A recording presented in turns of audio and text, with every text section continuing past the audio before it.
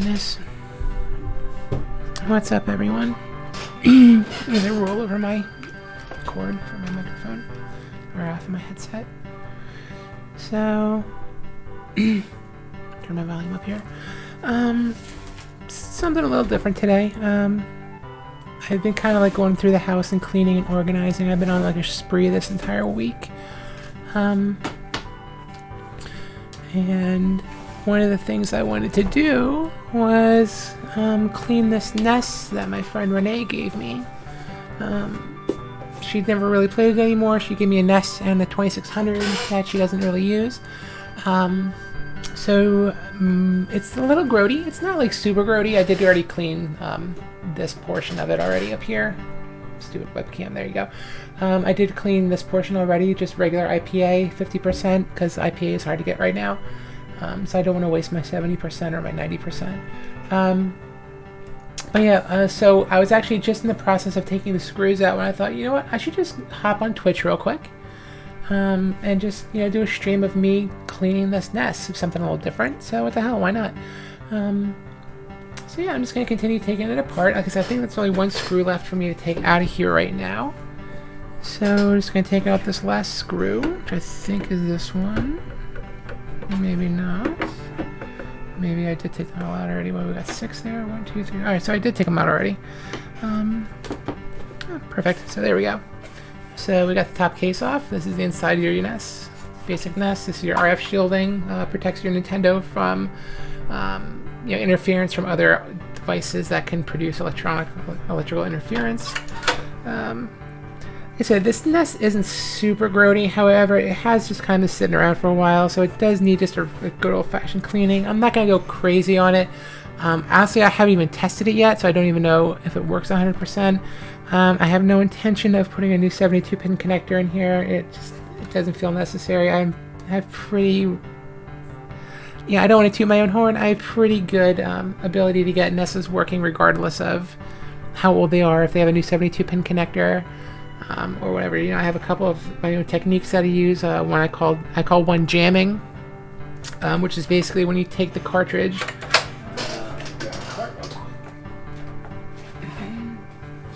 So what I call jamming is you take the cartridge, just throw it on in there, but you don't push it in all the way.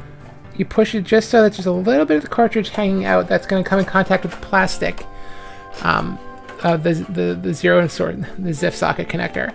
I think these are called ZIF socket connectors. I can't remember. It's been so fucking long.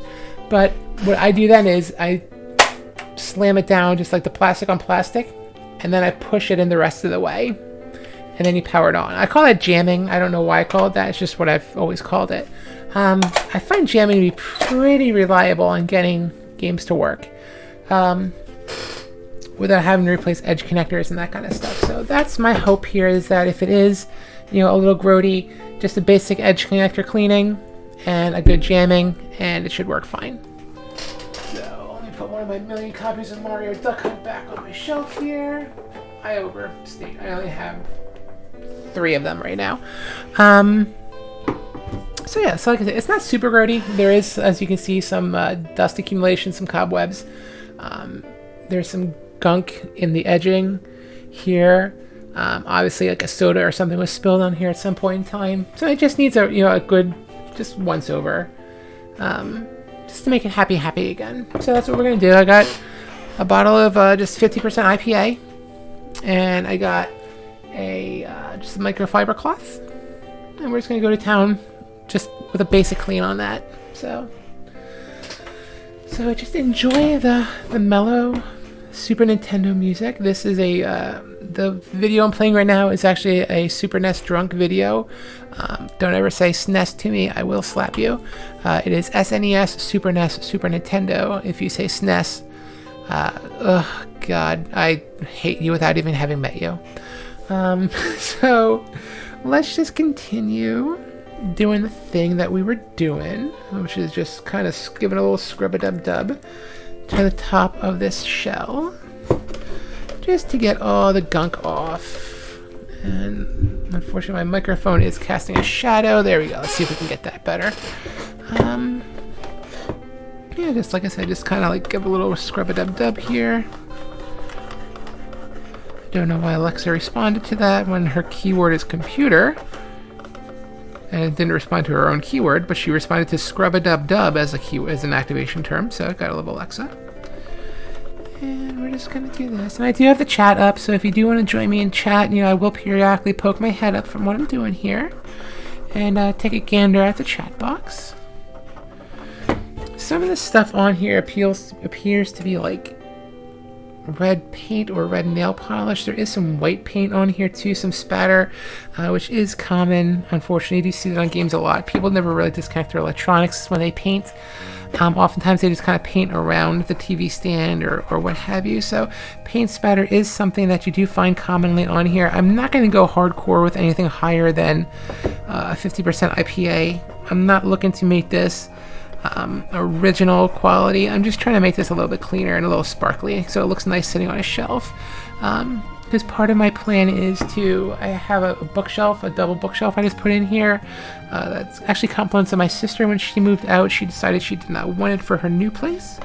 So I just took it out of storage and I brought it up here, and I got all my board games on one of the bookshelves. And then I'm gonna have consoles and hookups on the other. And once that is done, probably later today, I'll take some photos, throw them up on my Instagram, throw them up on my Twitter, which I hope you're following me on. Both of those are, of course, Instagram.com/6foothate and Twitter.com/6foothate. Most any of my social media accounts are at 6foothate. So Steam, Twitter, Twitch, Instagram, what the hell else do I use? GOG, which I don't really use, I just download games off of it. Origin, the Epic Game Store, there you go. That was the one I was thinking of. It's 6foothate all around. And you can find me on Reddit too, at 6foothate. Like, I'm not gonna hide my fucking Reddit account like a schmuck. And use some anonymous bullcrap. So I am on Reddit, I am opinionated, I am loud, I am stupid. So you can follow me on all my social, because we do social so well. Like the Trump campaign, we're experts on social. I really should have, like, I think I don't know if I have an extra toothbrush, but I think I might actually have. I know I have Q-tips kicking around. I'm debating if I really want to get that in depth to go Q-tip deep in here, or if I just want to use the edge of my microfiber rag, which traditionally has always done me well. Just going in the vents here, getting all this gunk out. I think I'm gonna go grab a toothbrush. Hang tight, I will be right back.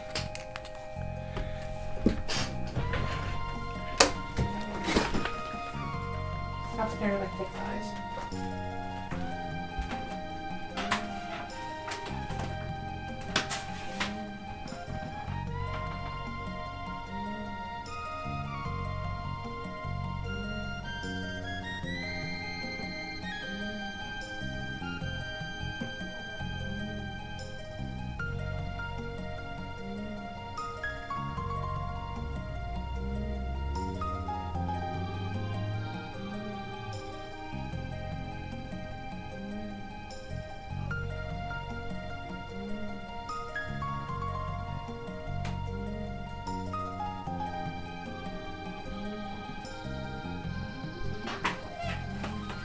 Of course the cat we can hear about.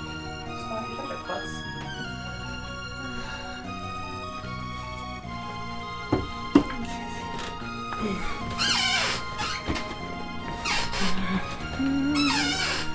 Crap, I don't have a drink.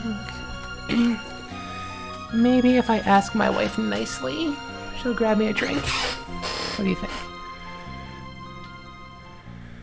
Bum, bum, bum, bum, bum, bum. Chrono Trigger is life.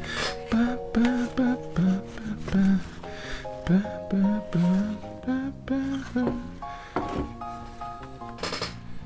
I just wanted to wipe out that cobweb. It cheeses me off seeing it in here. Alright, so I got the IPA. And I mean, I got a little. What I did is I grabbed the toothbrush. It's an old toothbrush, and I actually grabbed a little ramekin from the kitchen. So I dumped some IPA in this little ramekin, and we're just going to use this to kind of scrub-a-dub-dub out the vents a little bit. As you can see, like I said, there's a little bit of cheesy gunk in there. You can see it. You can't see it at that angle, but at that angle. So these ones are the ones I cleaned already. They're not 100% clean, but obviously. But then these are the ones that are still filled with dust and gunk. So we're going to go ahead and just hit them up with some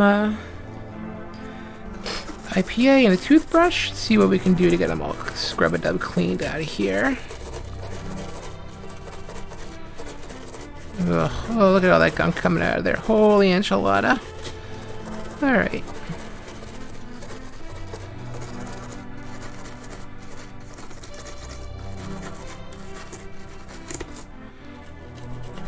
So yeah, we got quite a bit of gunk coming out of here. As you can see now, we got some discoloration happening on top of the nest from all the gunk coming out of there.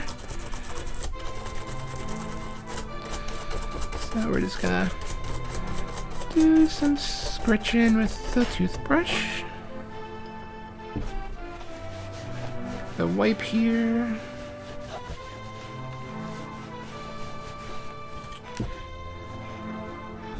Lay my cuffs back down.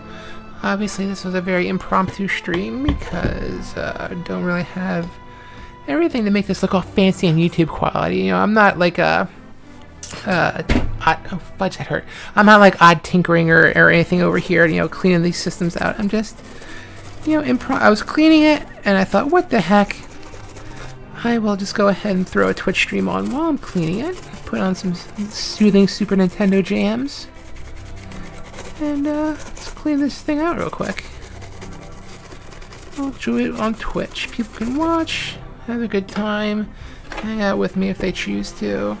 If they choose to troll me, they can certainly do that, of course. I don't care, because I myself am a troll.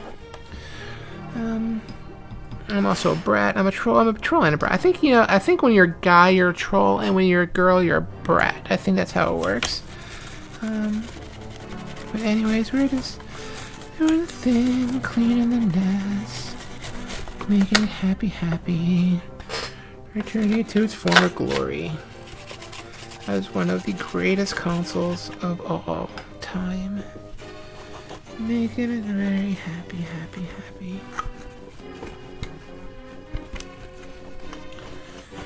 Okay, let's see here. How do we look on top? I don't feel like taking the entire thing out. I don't think that's necessary. Like I said, this is not going to be a hardcore restoration. This is more just a cleaning so it looks presentable sitting on a shelf.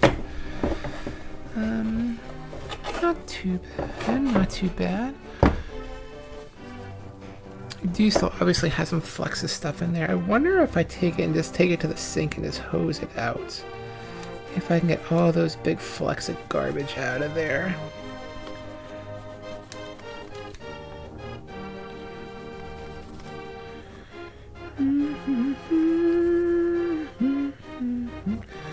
Without looking this up, this sounds like the closing credits song to Link to the Past for Super. For SNES. Don't say SNES, good lord, people. You upset me.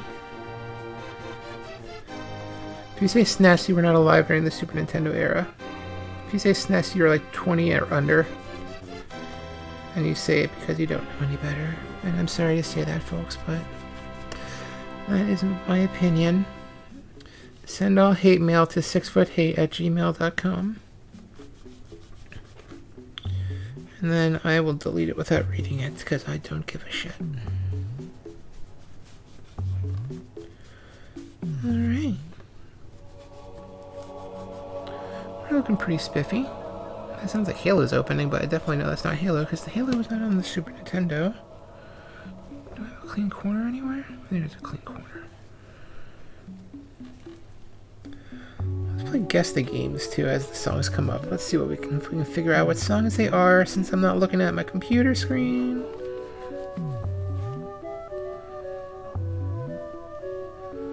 This sounds Chrono Trigger-esque. I'm not sure if this is from the past when you have to get like the pedal and the fang and all that kind of stuff to trade for items.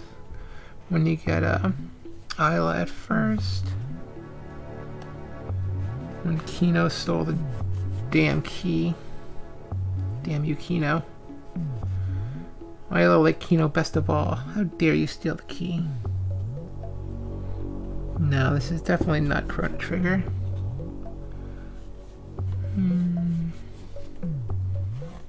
Damn it, now it's piqued my interest because I really don't recognize this. I'm not gonna lie, I didn't play a whole lot of mainstream Super Nintendo games. I played, DKC a little bit, never played 2 or 3. I played a lot of fighting games. And not to say I didn't play platformers, believe me, I played my fucking share of platformers. Mario World, Mario World 2, all that good stuff. Death Valley Rally with the Roadrunner. I played all the Looney Tunes games. Like, I played my share of platformers for the NES, for the Super NES, believe me. There's some mainstream games I just didn't really play a lot of. Damn it, now I really want to know what fucking song this is. Equinox. Okay, or Equinox, however you want to pronounce it. Okay, so yeah, I definitely did not play Equinox. This is the overworld theme from Equinox, apparently. Back when Sony and Nintendo still had a good rapport.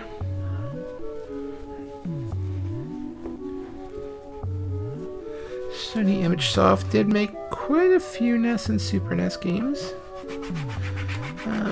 leading up to the design of the PlayStation. Of course, Sony ImageSoft also is responsible for a lot of Sega CD games, and we know how well that worked out. So, I can't hate on Sega CD. I legit love the Sega CD. It's literally one of my favorite consoles ever. I played it a lot in middle and high school. I had a Super NES. I was the Nintendo kid. I had a friend who had a Genesis, so we would on occasion trade systems. I would give him the Super, and then he would give me his Genesis. And on those occasions, the local movie rental and game rental place, Clark's Video, had Sega CD systems that you could rent for like $20 for the weekend or something like that. So whenever he and I would swap systems, I would then go ahead and rent the Sega CD with my hard-saved lunch money, and I would play, classics like Prize Fighter, the fighting game, and Night Trap, which I just have picked up for Switch now. I picked up the HD version of Night Trap. Is still a terrible fucking game that I still cannot get very far in. I watched some dude playing it on YouTube the other day.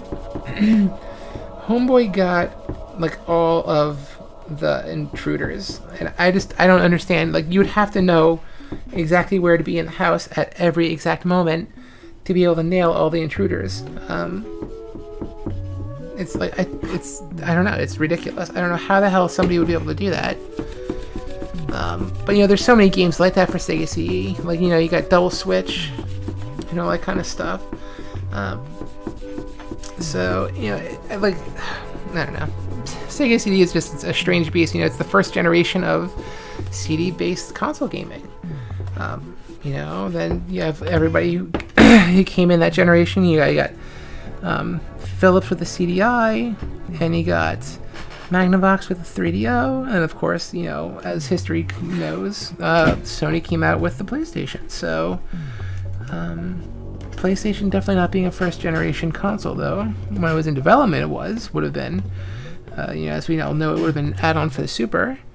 But yeah.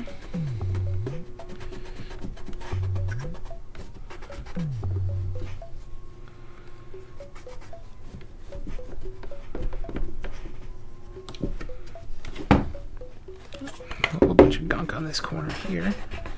Let's get all this crapola out of here. Oh, this frog dump crapola. Let's get it out of here.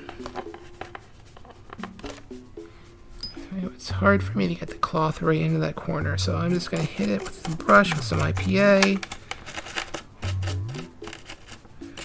And I'm sure, perfect, beautiful, absolutely beautiful. I got my cloth in there now just to kind of wipe up the excess. Beautiful, beautiful, beautiful, beautiful. You know, in my opinion, the NES is still a very aesthetically pleasing little system. I think the design is pretty timeless. Man, still having issues with these corners. Yeah, it's just, you know, it's a square. It's a rectangle essentially. It's just, you know, it's very basic. The color scheme, the black and gray with the red accents, again, it's timeless, very classic, very sexy. It just aged really, really well. It's a timeless, good look. You know, it didn't deal with issues of yellowing like so many other consoles. The Super Nintendo in particular, of course, you know, if you owned a Super Nintendo, you know, one half of that thing would freaking yellow, and the other half would still be the original color. I don't know how the hell that ever happened. Like, were the tops and the bottoms produced from two different, you know, plastic factories, or, you know, two different chemical compositions? Like, who the hell knows? But it was always one half of your system randomly. It would either be the top or the bottom. You wouldn't know. Would yellow. And that shit is cray. That shit straight up cray.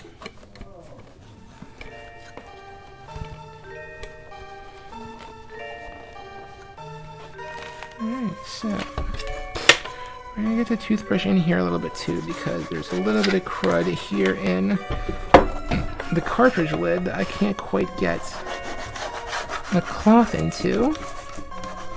So we're just gonna hit it real quick with the brush as well.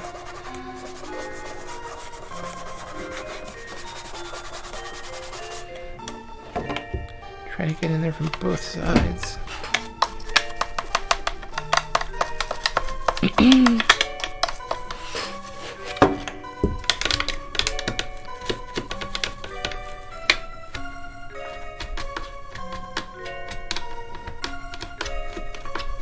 Not looking too shabby on this top half of the case here. Not looking too shabby at all.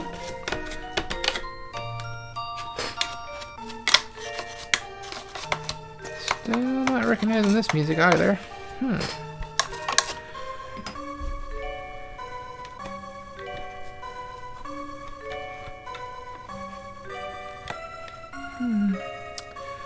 Don't recognize this jam. Let's get in here. If you recognize this song and you're watching, just shout it on out. Like I said, I am periodically sticking my head up to look at the chat. Don't know how many viewers I got. If it's anything like any other stream I do, there's like one, maybe two. And that's cool. Yeah, I'm just here having a good time, doing my thing. I'd be doing this anyway, whether or not I'd be streaming, so. Oof, man, there's a big old bunch of gunk in here. Oh, I just thought that was part of the black plastic. No, that's just straight up crud. Alright, so let's get all that crud out of there. Okay. I recognize this song. This is Vegas Stakes. I was big into poker games. Vegas Dreams for Super, Vegas Stakes, or Vegas Dreams for NES, Vegas Stakes for Super. Never really got into Casino Kid, not my jam, but it's all good in the hood.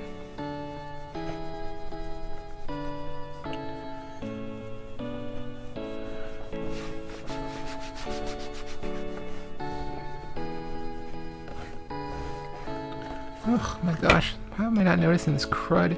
I just assumed it was black part of the plastic. No, it's just straight up black crud in there. It is straight up crud.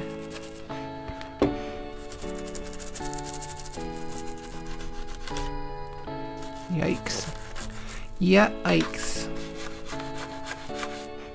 Get all this crud out of here. Beautiful. It's a work of art. Mr. Miyamoto would be so proud.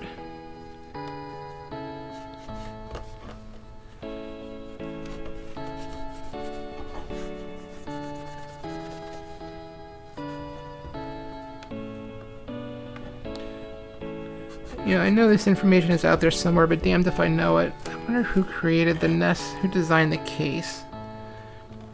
I really should look that up, see who designed the NES case. I'm assuming it was going to be designed by Nintendo of Japan, but you never know. I mean, obviously the Famicom and the NES have two vastly different designs. Two different markets, of course, so... You know, we all know that the NES was originally designed to kind of look like a VCR, so it would fit into your home entertainment setup, not look like a toy, but look more like a piece of home entertainment equipment. So that's why they went with this design over, you know, a top-load design, which had been traditional. If you look at, you know, your Atari, you look at your Coleco, not the Intellivision, of course. Intellivision was side-loading, but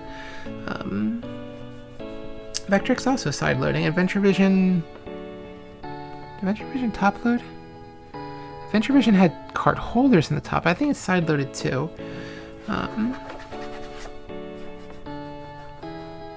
I don't know much about Atari 8-bits. Was not a computer gamer in the 80s and early 90s. Cancel. Stupid fucking Alexa. Yeah, definitely was a console player. I do seem to recall the 800XL though having a cartridge slot in the top.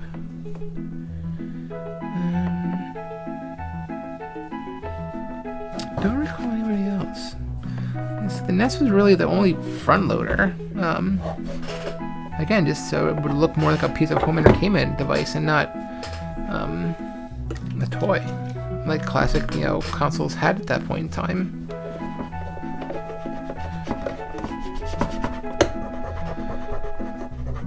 Alright, so this isn't too bad. Like I said, I'm not gonna go crazy. I'm not gonna get lighter fluid out. I'm not gonna get out the Goo Gone. This is just a kind of rudimentary cleaning to kind of, like I said, make it presentable while it sits on a shelf. Is that goo or is that a gouge? I think that's a gouge. Yeah, it feels like a gouge. Gosh darn. Oh well. It's still nice. You can't see it unless you're looking directly at it. Alrighty. So that is the top case. The top case is looking pretty snazzy.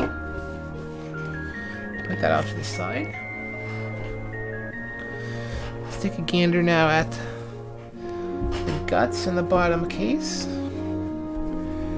We do have, I wouldn't say corrosion, I would say maybe oxidation and some dirt here on the RF shielding, which is pretty typical. Like, you get that with any NES. It's not something that you're gonna get away with without finding. And this side is remarkably clean, but then there's a lot of again, just kind of dirt and oxidation and crap over on this side. Yeah, this capacitor is dirty, but I'm sure it works fine. So yeah, let's what the shit, let's take it out of the shell and take a gander at the case too. Now, I haven't taken a NES completely out to its nakedity in quite a number of years. So, let's see, those are definitely going to be holding it in. Those are holding it in here too.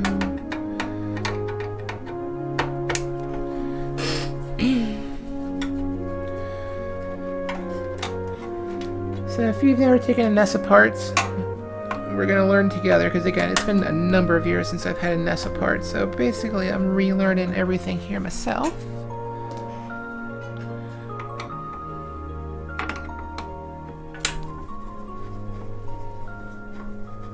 And I do apologize for the kind of oddball angle.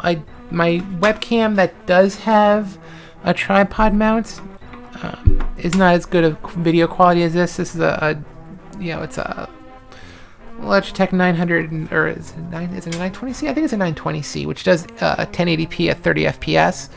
I do want to upgrade my camera at some point in time to something that does 60.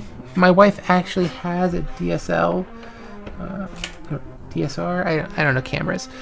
She has a better camera that I can actually use as a webcam, as long as I plug the HDMI output from the camera into a video capture device here on my desktop, which I do have a Hauppauge HD DVR or PVR. However, it is a large device to bust out just for an HDMI input. I had used it in the past when I was recording and streaming video from low def sources like classic game consoles, like a NES, like in a television, like a Super Nintendo, what have you. Let's see, so I know all the screws for the shielding, so this can come out now, which exposes our zip socket.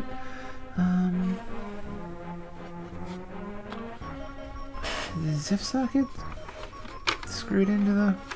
Yeah, it is. Okay, so I need to take out the screws around the zip sockets too.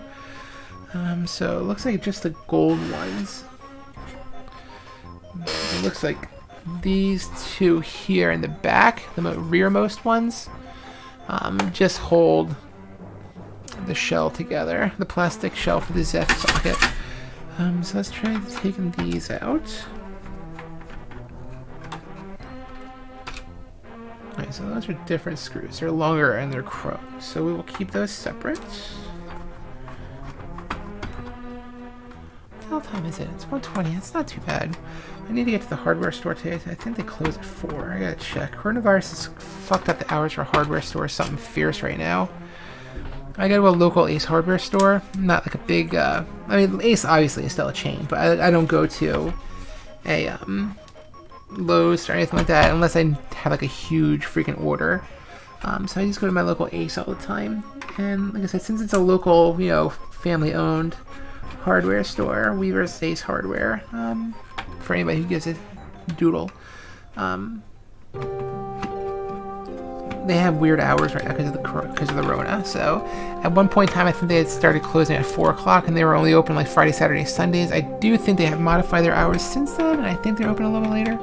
But I want to head out there. I need to get a couple of house keys cut. I need to get a shed key cut. I want to pick up some paint swatches because I am planning on repainting in my bathroom this fall. I need to make some decisions on what colors I want to go with. And we are right there. I missed a screw right here by the RF shield. By the RF AP. Well, I guess it's the PSU and the RF and AV in one. It's like all the audio, power, video thingamabobs. There we go. Alright, cool beans. Alright, so we got all the screws out. Let's grab this lower shielding. Can we get the lower shielding out? Without... no, it's all connected. Alright, so let's go ahead. So it's been some time since I've taken a NES apart. Do I need a screwdriver to take this out? It doesn't look like it. It should just come off. Alright, so player 2 is on the front. Player 1 is on the side. That's what I'm gathering here. Yes. Player 2, no. That's player 1. Player 1 goes on the front. Player 2 goes on the side. Okay. And can we get you out, buddy boy? There we go. Perfect. Alright, and there's our nest. So this is all the brains and everything. So it's been a while. The one does have an expansion port on the bottom. Oh man, this RF section is... Ugh, God.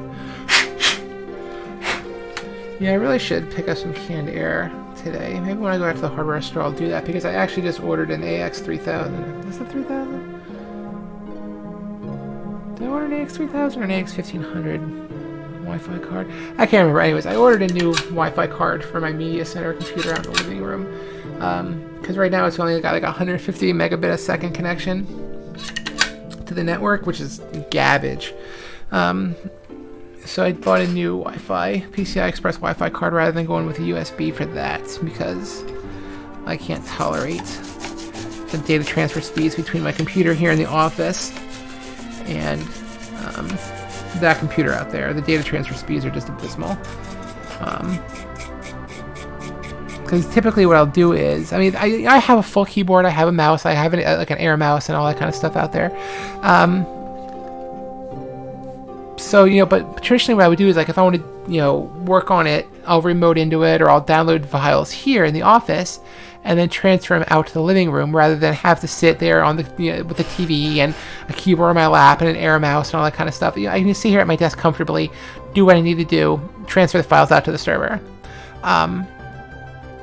So that's what I normally like to do. However, like I said, with the internet connection it has right now, when we lived in the apartment in Allentown and our last place in Kutztown, everything I had connected with Ethernet. I just ran Ethernet, so I mean it wasn't that bad. But now this place is much, much bigger, and the connection for the cable modem and the router, well, the connection for the cable modem and the router it is connected to are downstairs. So they doing a wired thing right now is not an option because I don't feel like drilling into all the walls to run Cat 6. And I don't feel like hiring somebody right now to go up into the crawl space above the first floor and drop lines throughout the house. So Wi-Fi is the option I'm going with for now. So like I said, I need my Wi-Fi to be like reasonably sped, have reasonable good speed. So I think I got AX3000s, or is it this? Am I looking at AX3000 router and I got AX1500 cards? Shit, I cannot. This is gonna fucking murder me. So let me just look to see what the hell I ordered. What the hell did I buy? Okay, it is an AX3000 card. Alright, so yeah, I got a TP-Link Wi-Fi 6 AX3000 PCI card. It uses Archer, the Archer 3 technology, Archer 5, Archer A5. I don't know, shit, I can't look at this stuff. Anyways, it's Wi-Fi and Bluetooth in one, which is great because I also have just a shit little Bluetooth dongle out there, so my Xbox One controller can connect to that computer when I game out there, and the range just sucks way less. So doing this Bluetooth Wi-Fi in one with much longer range, I'm not gonna have to worry about it constantly will just like hold a direction because the signal's that isn't that great. It's not that like it doesn't respond, it's just that like it doesn't respond when I let go of a button or a joystick. It's the damnedest thing. So anywho, I ordered a new Wi-Fi card. That's the exact same one that I have here in the office, the AX3000. So I do need to upgrade and get an AX. I'm debating if I get an AX3000 or AX6000 router for downstairs though, because it's it's literally double the price for the 6000. However, I'm not gonna have to upgrade that for quite some fucking time. Like it's 2.5 gigabit wired, and the AX6000 I think theoretically does like in that neighborhood. I have to read the spec. I don't know off the top of my head, unfortunately, anymore. But yeah. So, anywho, I'm just rambling on here. I'm cleaning the pins, the 72-pin connector. Again, down here in the ZIF.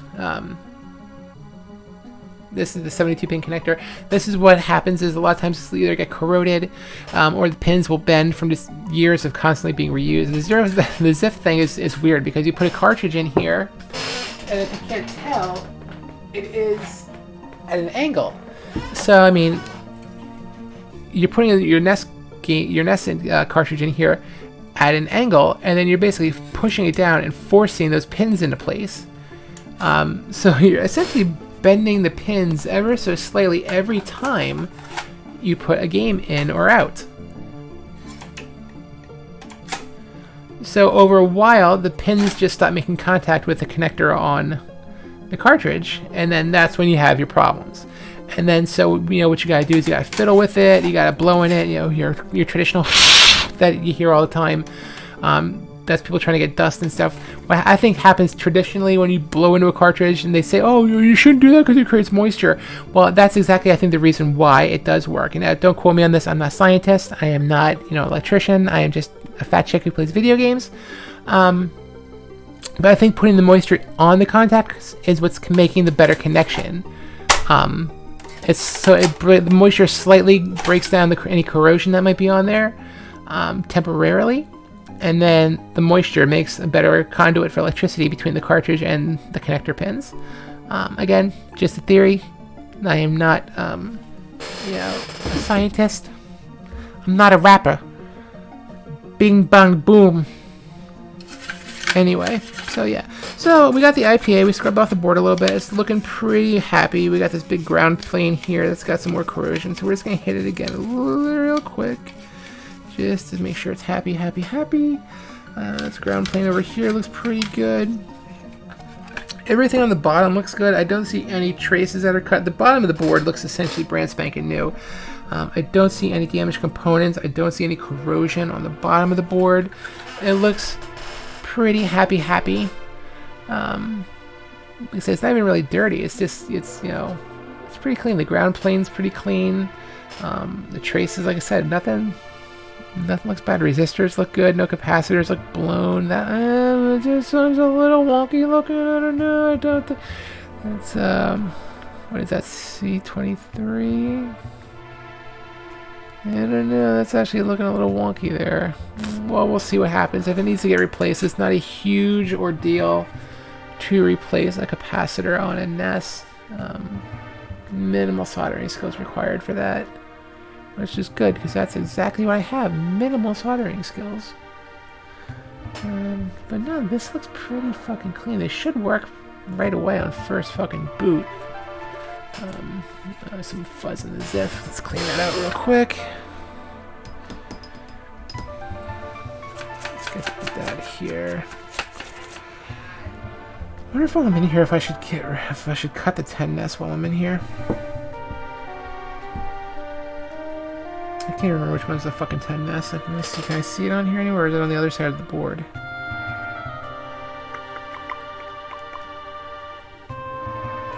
Let me Google see where the 10 NES is. I can't even remember. Some people say 10 NES. Some people say 10 NES. I honestly think it's supposed to be pronounced the tennis chip. It's 10 NES. I would pronounce that as tennis. It's the tennis chip. Some people say it's the 10 NES chip or the 10 NES chip, though. To me, it's 10 NES. It should be. It's the tennis chip. Whatever. Could be wrong, could be right. Don't care. That's just how I'm going to say it. Just like if you say SNES, I'm going to slap you. If you think me saying tennis is wrong, go ahead and slap me. I don't give a shit. Whatever. I like getting slapped. Ask my friends. Alright, so, 10 NES chip location. Alright, so where the hell is the 10 NES chip? Thank you, Wikipedia. 6113B1. So... No, that's a cartridge. I don't want it on the motherboard, though, you schmucklefuck. That's for Atari age. Is there a Wikipedia image, though? Because Wikipedia usually has pretty decent high-res images. I'm looking for the one on the console, not on the...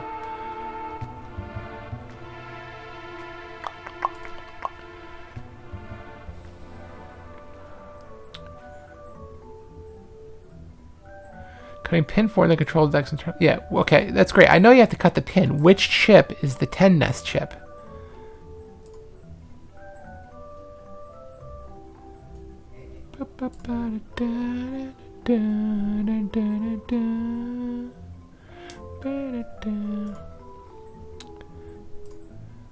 Dude, could you possibly make this any fucking smaller? Alright, control scroll. There we go. Okay. So...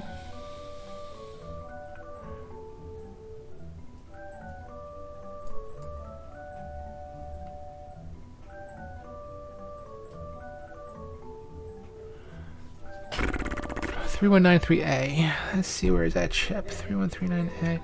Bingo, right there. There are the two capacitors that sit right next to it. So you have to cut pin 4.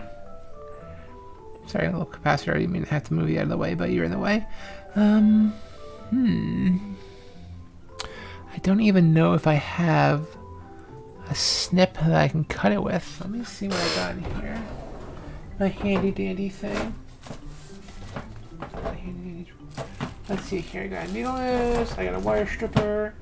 For some reason, I have. Oh, that's why I have the. That's right. I have a grow lighter in here, so I gotta light my fucking candles when they get too low.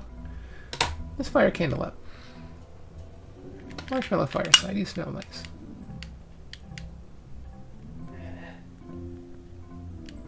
Any day now. There we go. There's one. There's two. And there's trois. Oh, no. Yes, no. Maybe so. There it goes. Okay. So cool. Then we got good smelling candles. But that doesn't change the fact that I have nothing to cut pin 4 with, and I really don't feel like heating up my soldering iron just to unsolder one pin. So like I said, I don't really care if I can or cannot.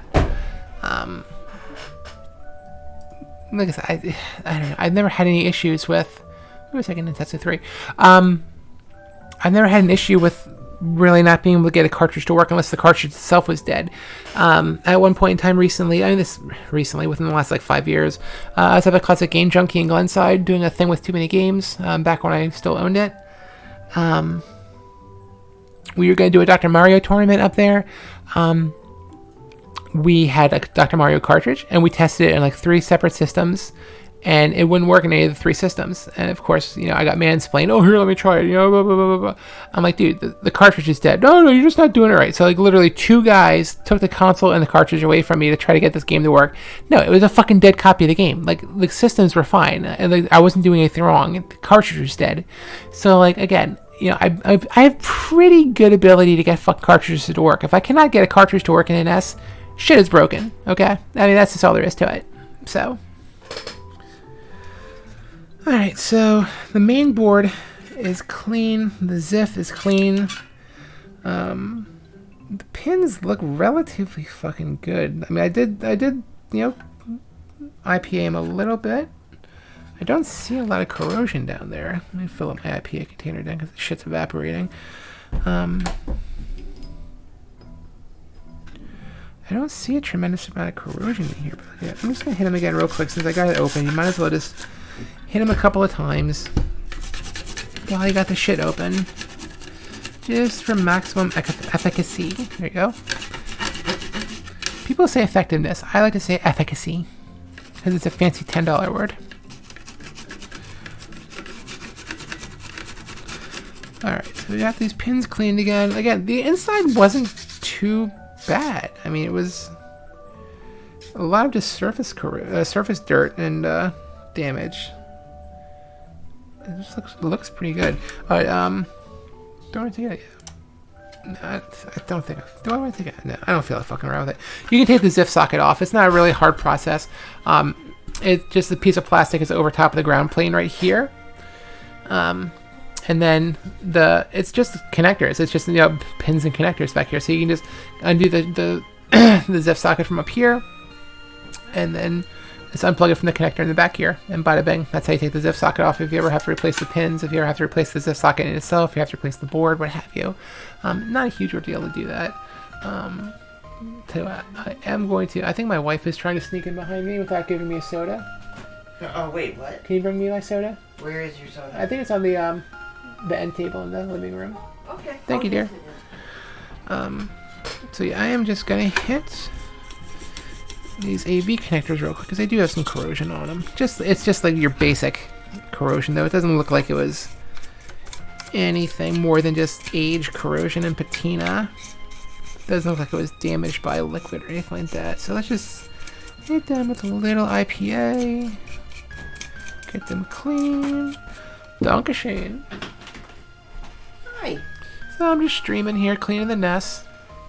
I'm gonna put it on YouTube later and whatnot. So doing the thing, and the kitty was underneath there. Yeah, he's been crashing underneath there since I put it there. So whatever. That's cool. Yeah, he seems to be happy. So initially I had like the graphics card and boxes and stuff on those 2 shelves and my headphone box. I think I'm just gonna put consoles though on that shelf, and that's what I got the storage things for. I'm gonna put the each console. I'm gonna put like their stuff in one of those storage boxes, and maybe put the console on top of that storage box then too, because they should fit. Okay. And then just put and then that way I can put the NES over there. I have my Super NES and my Twin. So, the idea of the whole big cable thing is gone. Craig seems to be okay with having his office downstairs. Okay. So, all right. If he ever brings it up, he's more than welcome to join us up here. But he seems pretty. He told me himself a little while ago that he was having a downstream and luck with streaming, with poker streaming online. Okay. So he was he was taking a little bit sabbatical from that. He's doing a little more IRL gambling, going down to Maryland and stuff lately. So.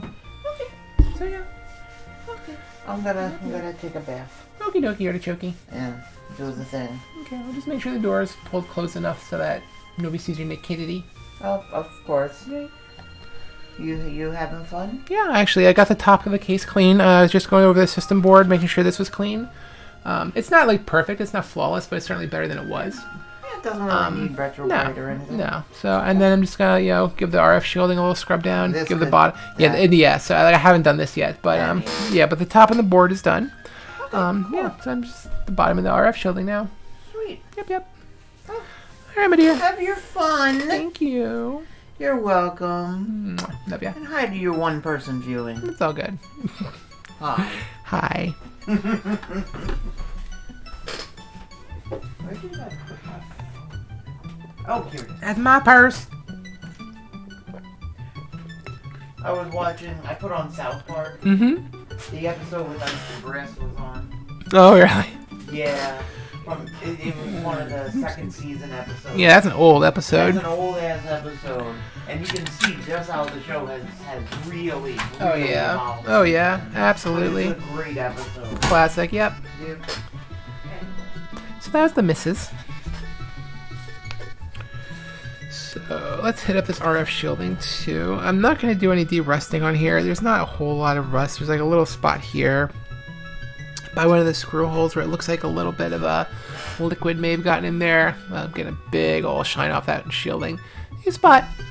Spots there inspecting the work I did on that NES. Passed his inspection. So yeah, so we're just going to hit this up with a little more IPA. And, get the thing done here.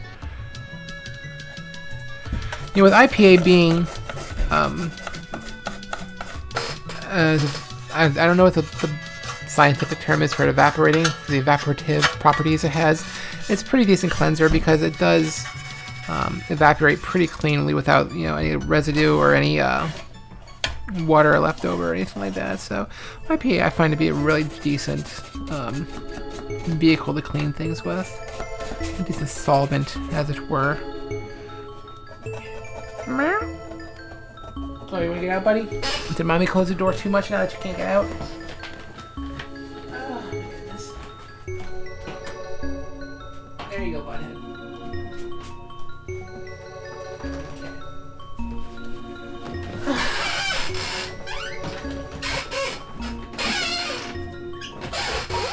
And I roll over my headphone cable again.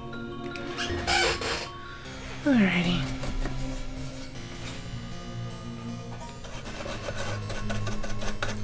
Just gonna try to get a little bit of this rust corrosion off here if I can. Like I said, I'm not gonna re-nickel plate this or anything like that. It's just trying to get off whatever I can to minimize any damage that's already been done to the hardware itself. Looks pretty good. It's very difficult to clean RF shielding with a cloth because this shit gets stuck on every edge. But I'm gonna hit it up real quick. Just get a full surface cleaning, get all the dust and grime and whatnot off of it.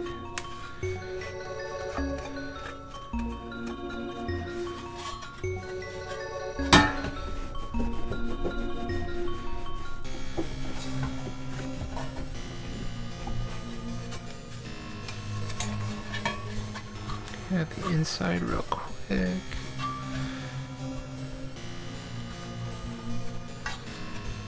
Alright, and that's the shielding for the board.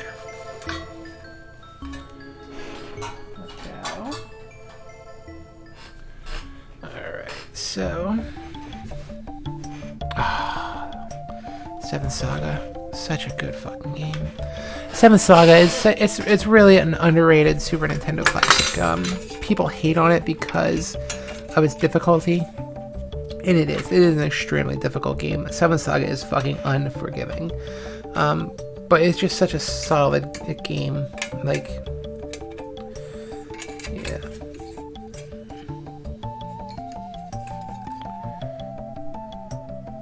I'm supposed to sit back here because it's been so long since I've fucking taken a NES apart. So long.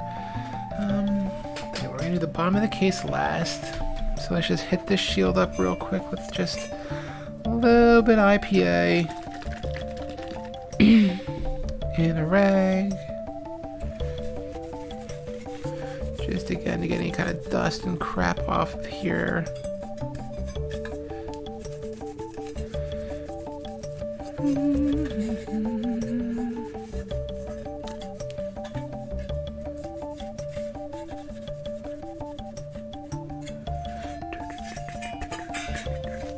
Enjoy the soothing sounds of Seventh Saga. You know, I never did beat this game, mainly because it is so incomprehensibly hard. But again, it's such a solid game, though. I really need to go back and finish it. I'm sure I have a save file on a hard drive somewhere. That's pretty far into the game. Pretty far into the game.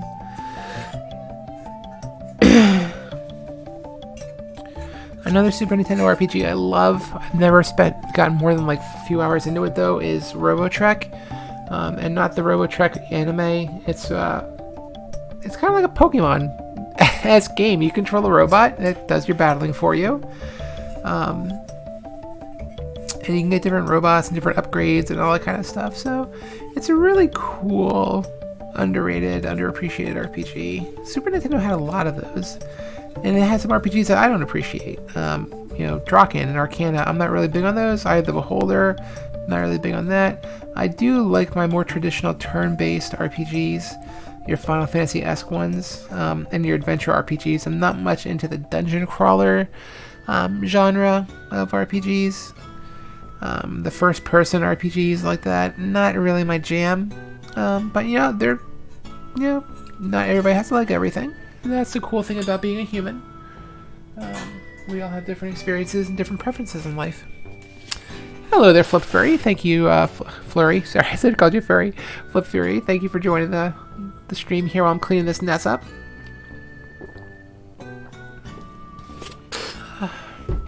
So, we got most of the stuff done. There's a shell for the expansion port. The bottom, of course, is where the majority of your grunge is gonna chill out because, you know, just kind of naturally finds its way in there.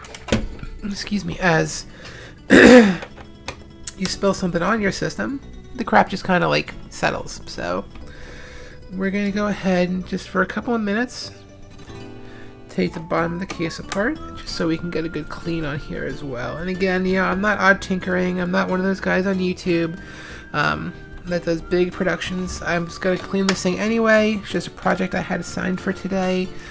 So I thought, what the hell? I'll just fire up a stream. Folks can watch me while I'm doing it. And, yeah. Alright, so this is player 2. So we'll put that one on the right. This is player 1. We'll put this one on the left. And put those screws with it. And the faceplate. So I know that this is all one piece here. Because I am not super organized when it comes to fixing consoles. And that is a fault that I fully recognize. So, let's continue getting this thing taken apart.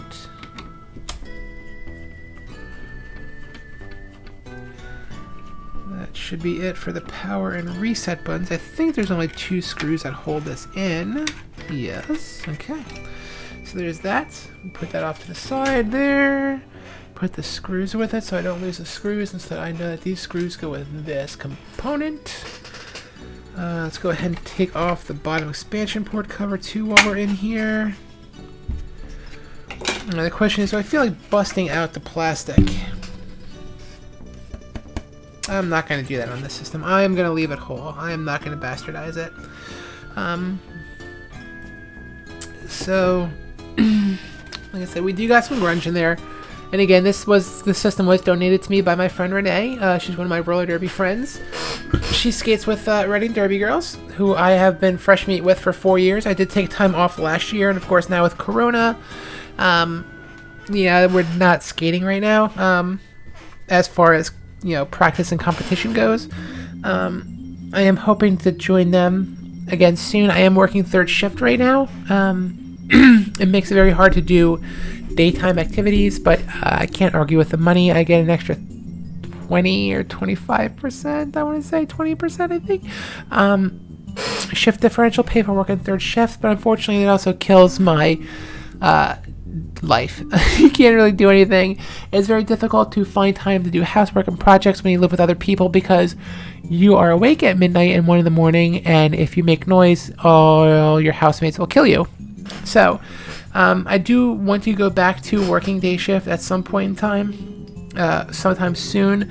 The only concern is I would have to find a better paying position at the hospital to compensate for the loss of shift differential pay, which is not hard. I would like to stay working in the ER, and would just have to find a position in the ER that is not a nurse, because I do not have an RN, that I could still, do and train for, and that would still pay me the additional money that I make right now, that I do for working third shift. So that's my conundrum in life right now.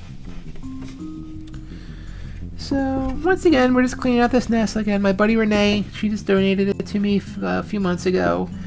She gave me this and a few games, which I do appreciate. She actually gave me some baller games. Nothing, crazy. Obviously, I didn't get Flintstones 2. I didn't get DuckTales 2. I didn't get anything like, Little Samson. But I got a complete box of Simon's Quest from her. I got...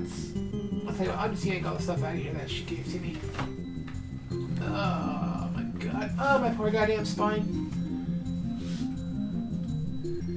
This one, I think, was mine beforehand. So, what I got from Miss Renee was a complete box of Simon's Quest, a complete in box of Faxanadu, complete in box Demon Sword, complete in box Galaga, depending on how you pronounce it. I pronounce it Galaga.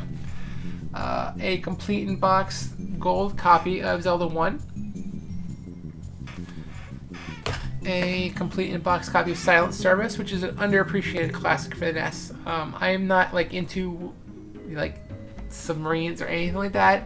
I love Silent Service for the NES though. Love Sub Hunt for Intellivision. For some reason, these games, they're just mellow, and I don't know, I like them. I love it. I got a complete in-box Nintendo version of Tetris, and a complete in-box Video Motion. So those are the games that I got from Renee that were complete in-box. I also got a loose Contra, a loose RC Pro-Am, a loose Shadowgate, a loose Solstice, of course a Super Mario Duck Hunt, which you get with, boxes of Rice Krispies. And she also gave me a Game Genie with the original manual. No box for that, which is unfortunate. But you don't see Game Genies in boxes that often. The boxes were most often discarded. I got my Super Nintendo. I have my original Super Nintendo Game Genie somewhere. I don't know where. I put my Super Nintendo. Where the hell did I put my Super Nintendo games? I put them down there. Shit, I didn't sell it, did I? Fuck, did I give that guy my Game Genie when I sold all my Super Nintendo stuff? Shit, I wonder if I did. Shit. Damn it, I didn't want to hear to that. Fuck. I think I gave that guy my freaking original Game Genie. But yeah, like so many other Game Genies before, though, mine... I'm just gonna dump some fucking IPA in here because this shit needs it. The shutter on my Game Genie busted off when I was a kid. And like I said, I think with Super Nintendo Game Genies, that's a relatively common occurrence. The shutters, for some reason, was just garbage. The shutters were constantly breaking off. So, it's just what happened with Super Nintendo Game Genies. And they're finicky as fuck too, man. I don't know if mine was just because maybe it was dirty and we use this shit. We use our Super Nintendo Game Genie to fucking death. We were big RPG players, so Final Fantasy IV, the Gunslinger code, where you could change your items around and that kind of stuff. All that kind of stuff. We were hardcore Game Genie users in my family. And not to say that we did that because we couldn't play the games. We played games. it was just something, you know, to enhance the game, to change it. Like, once you've beaten Final Fantasy IV 13 times, like, what more can you do? Well, you know, Game Genie will let you, you know, do different things. You know, start everybody off with different weapons, start everybody off with more magic, start, you know, give, you know, rid of the stupid freaking calls that you have to get from the goddamn stupid enemies, like goblins, that you can never fucking get because the drop is like 1 in 64,000. That's just bad fucking programming. But, yeah, so you know, that's what you use the Game Genies for. So you can get the dummy items in Final Fantasy IV. I'm talking about Final Fantasy IV because it's my fucking favorite game of all time, so anybody who doesn't agree can kiss my grits.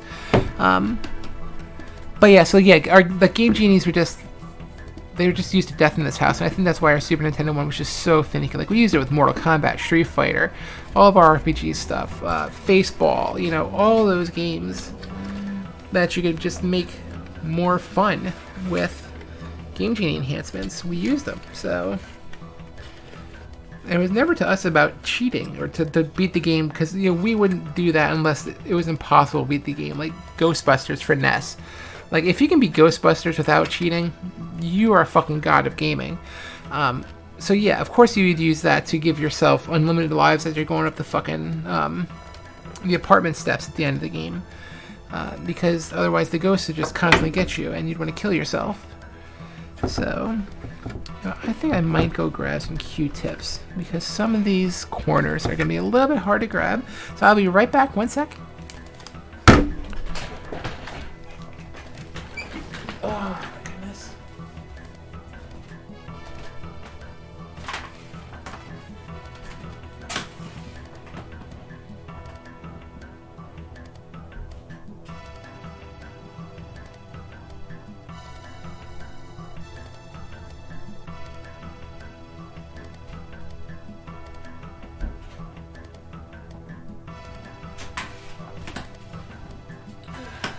I just turned the AC up because it is fucking roasting in this office. Even with the ceiling fan going, my butt is just sweating in this chair.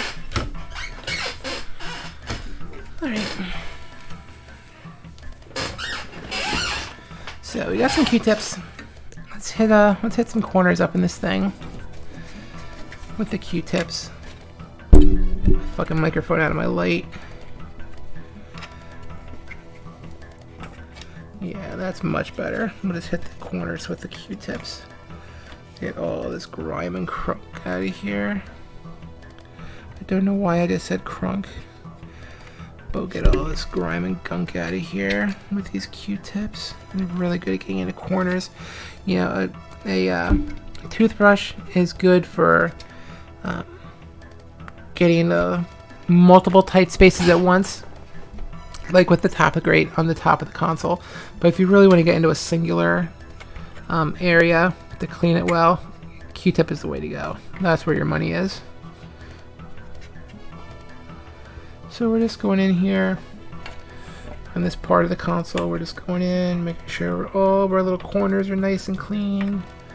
Let's see here. My big fat head is blocking my light right now. Get all these corners nice and clean. Make our NES happy, happy. Happy, happy, joy, joy. Happy, happy, joy, joy. Happy, happy, joy, joy. Happy, happy, joy, joy. Happy, happy, joy, joy. Happy, happy, joy, joy. Happy, happy, joy, joy, joy. All right.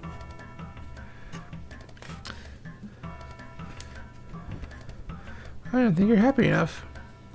Teach you be happy. Teach your grandmother to suck eggs. Alrighty.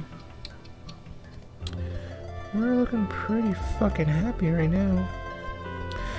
Once again, we are listening to just soothing Super Nintendo music, courtesy of the Super NES Drunk, SNES Drunk channel. I literally just typed in the YouTube soothing Super Nintendo music.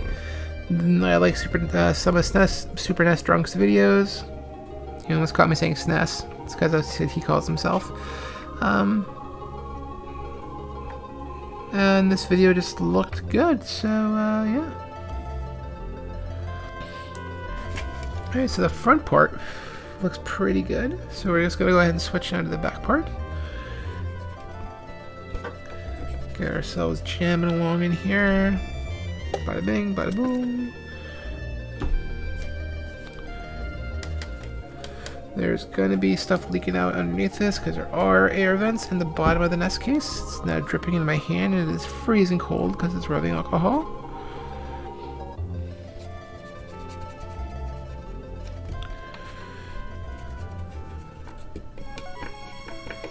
Get all those crud out of here. Make you so happy, NES. Oh, you're going to be such a happy, happy NES.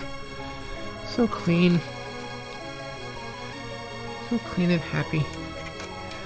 Every NES deserves to be clean and happy. That little flutter sound there almost sounds like Solomon's Key when you finish a level for NES. When the... Are they pixies? Fairies? I think they're fairies in Solomon's Key. Are floating around at the end of the level. That's kind of what that little twittering sound sounded like. I have no idea what game this is. Apparently I'm a terrible fucking gamer. I have all sorts of trivia knowledge, but I don't know shit about fucking music. So... Super Ghouls and Ghosts. This must be like 3 hours into the fucking game because this game is hard as shit too. Not nearly as hard as the NES original, but damn. So let's see, where are we? How long are we into this? Ice Forest. Yeah, I've never played that level.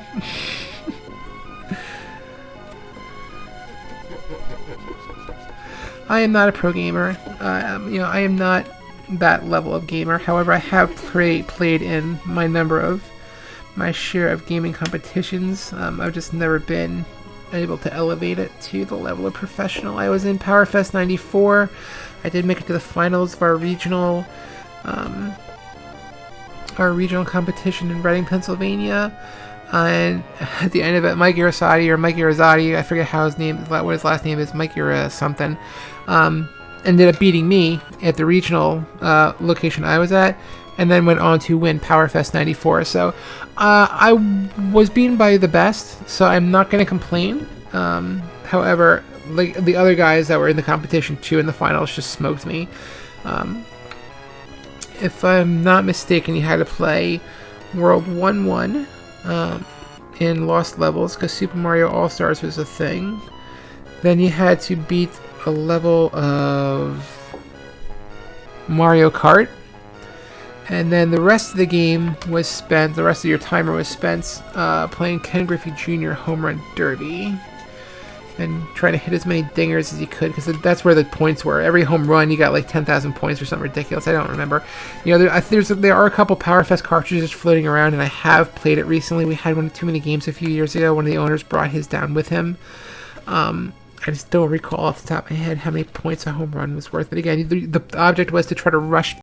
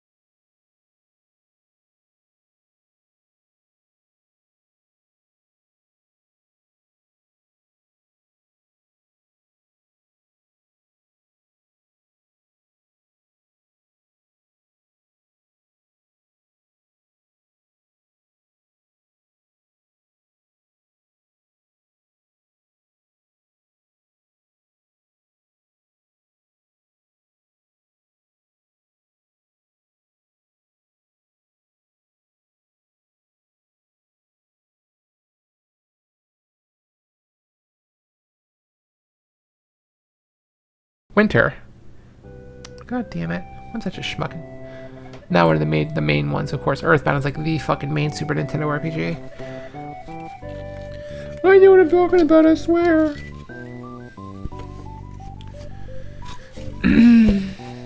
I swear I'm a gamer. Oh my gosh, alright. So we are just about done cleaning this NES out.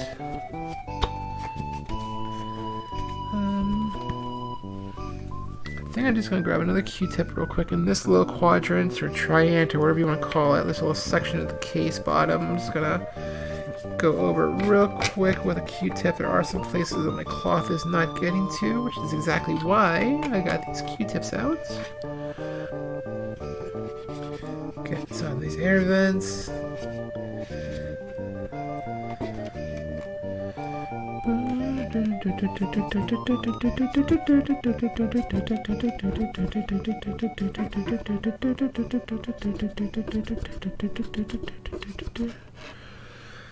Alrighty.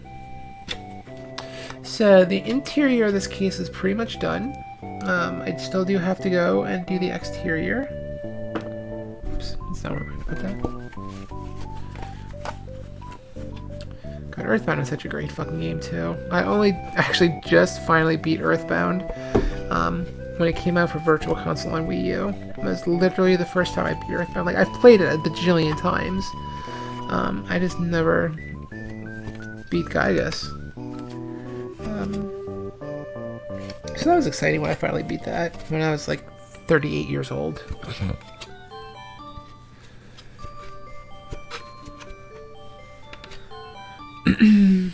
Yeah, the game only came out in like what, 1997, 98. Yeah, I was like 15 when the game came out, 16, some in that neighborhood. 38 when I finally beat it. Whatever. Gaming has no time limits. You can play a game as long as you fucking want, as much as you want. If you like that game, then you get to play it as much as you want. And don't listen to the haters. There's a lot of hate right now. Like, I'm an Intellivision fangirl. Grew up with Intellivision. It's one of my favorite consoles. One of my favorite games, He-Man Masters of the Universe, is on Intellivision. And Tommy Tallarico of Earthworm Jim music fame and Video Games Live fame purchased the rights of Intellivision. Keith Robinson, the head of Intellivision Productions, who was one of the original Blue Sky Rangers as well, bought the name for Intellivision from, I believe it was INTV Corp, had it at the time during the 90s, the late 90s. I think they still had the name. Anyways, yeah, so Intellivision Productions was formed. Keith Robinson, who worked at the original system, worked at the original company Mattel Electronics, was also a cartoonist, had passed away, and Tommy bought the company from, I guess, I'm going to assume his estate, because I don't think Intellivision Productions was a public company. I'm pretty sure it's just independently owned. So yeah, so there's a new Intellivision console coming out called the Amico, and for some reason, internet nerds are like hating on it like it's the fucking 90s again, and it's the Super Nintendo versus the Genesis, and I just don't get the nerd rage over it. Like, dude, you're an adult. You can fucking play whatever video games you want to on whatever fucking console you want to. Be my guest. But like, why are you raging out over somebody's choice to play, you know, games on the console of their choice? Like, dude, we're not 12 years old anymore. This isn't the fucking playground. You can enjoy both PlayStation 4 and Xbox One X. You can enjoy the Switch and the Amico. I mean, we're adults here, people. Like, you can play games on whatever the hell you want to play them on. It's just like on Reddit, there was an entire subreddit created as an echo chamber for people who don't like the Intellivision Amico, and it's like, dude, that's stupid. Like, why would you waste so much time and energy on hating on somebody's video game system when you can just like simply not play it, not spend your money on it? Like, why would you want to rage on somebody for wanting to support Tommy Tallarico and his endeavor to, you know, create a new Intellivision console with the Amico? I mean, I don't get it. Like, dude, like, I think the new Atari VCS that's coming out is a waste of time and money. That's my opinion. I'm not gonna die on that fucking sword, you know, because I think it's a waste of time and money. Dude, if you want to buy an Atari VCS, fucking be my guest, dude. You know, if there's some, you know, If there's some first-party exclusives coming out for it that you want to play, dude, fucking be my guest. If there are some first-party exclusives that are coming out for it that I want to play, I'd buy one. Why the hell wouldn't I? Yeah, it's just I don't get the console war mentality that still exists in 2020. It's it's grade school. It's juvenile. It's just crazy. Yeah, my opinion of my opinion right now, if as far as the future of gaming, while I have not joined the PC Master Race, pretty much so, unless it's a Switch exclusive, because I am a Nintendo fangirl. I always have been. I always will be. I'm gonna live and die by Nintendo. But so yeah, I unless it's a Nintendo exclusive, I get it on PC these days.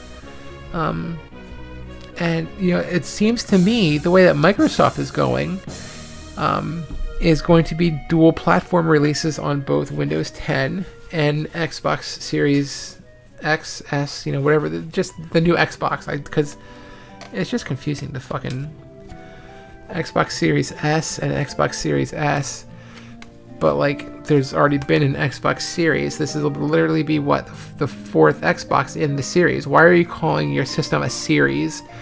Like, the platform is a series. The console isn't a series. I don't, whatever. But whatever, dude. It's. I'm not hating on it. I think it's a stupid name, frankly.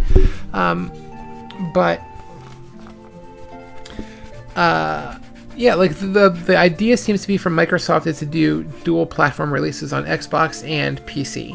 So there's very little incentive to, in my opinion, buy an Xbox One X this generation. When if you already have a gaming PC, there's not really much of a reason to invest in it. Plus, Microsoft is heavily investing in Xbox Game Pass so that you can play the Xbox library on other hardware. Frankly, I do believe it is something we will see coming to systems like Switch. I think, obviously, I think Microsoft is courting Apple right now, trying to get it on their hardware, but Apple is notoriously anti-everything. I believe the issue currently is that Apple wants every single game that Microsoft intends to release on the Xbox Game Pass platform to go through their authentication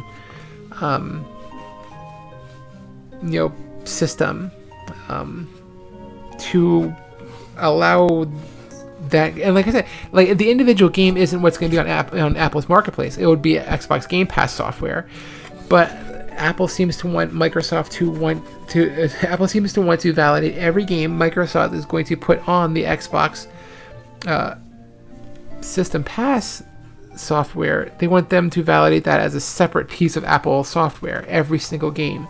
So we're potentially talking about like a significant portion of the original Xbox library, the Xbox 360 library, the Xbox One library, and the Xbox System X library. Obviously, I imagine the vast majority of the Xbox System X library will be on Game Pass. That's just, like I said, I think that's just the path that Microsoft is taking. But yeah, so Microsoft seems to be wanting to get the Game Pass onto every platform so that people can play Xbox software on whatever console they want. I think Microsoft is essentially getting out of the hardware business. I think Microsoft is basically going to be moving to a software company. This will be their last generation of hardware as far as I see it for Microsoft. And again, that is not me hating on Microsoft. I just think that's the progression of where Microsoft is heading with their development structure. Nintendo, I'm curious to know what Nintendo will be doing with Switch 2. Obviously, there will be a Switch 2. My question is, how much of it is going to be on board as far as processing power, and how much will be cloud-based? Because I think Nintendo needs to start looking into technology similar to Xbox Game Pass and similar to Steam with their hardware. Because obviously, if they want the system to be completely portable as it is, they're not going to have the power of a home console. So the technology that I think Nintendo should be looking into, and I think possibly already is looking into, is the games that you purchase will play at one level of resolution and FPS on the hardware you have, and that will be what you would play it on as if it's in portable mode. So let's say it's locked at 1080p 30 for the Switch 2. Let's say hypothetically, that's what it'll be locked at in portable mode. But if you dock it, I think the dock now in the Switch 2 will have hardware added into it, which will allow the system to connect to Nintendo servers, which will boost it to either closer to a 4K resolution or an actual 4K resolution. So there's going to be some onboard processing and some cloud processing as well. I think that's the direction Nintendo really should be heading into with the Switch 2. Whether or not we all know Nintendo's online has always been extraordinarily half-hearted, but I just think that's the way that it's really going to be evolving. Nintendo really needs to look into that method for the future of Switch, because they are going to be losing players who want the AAA high quality experience. We've already lost a number of franchises on Switch, and now granted, we did get a lot of good stuff on Switch. I love my Switch. Like I said, I'm a Nintendo fangirl. If it's not out on Switch, I get it for PC. Otherwise, everything comes out on Switch. I got Mortal Kombat 11 on Switch. I got Doom on Switch. I'm waiting for Doom Eternal on Switch. That's how I do it. But we have lost a lot of AAA franchises with the current generation of Switch. We have lost Call of Duty. We don't have Destiny. I mean, we never had Destiny, obviously, on Nintendo hardware, but there's no opportunity. Bungie, I don't think, is even considering it for a Switch. So maybe we'll get Destiny 3 on Switch 2 if we're lucky. But again, I really think Nintendo's directive needs to be focusing on getting the handheld mode at a 1080p 60 FPS or 1080p 30 FPS minimum. I would really like to see a 720 60 FPS. Ideally, I'd like to see 1080 at 60 FPS in handheld mode for a Switch 2. But we'll see how it goes. We will see how it goes.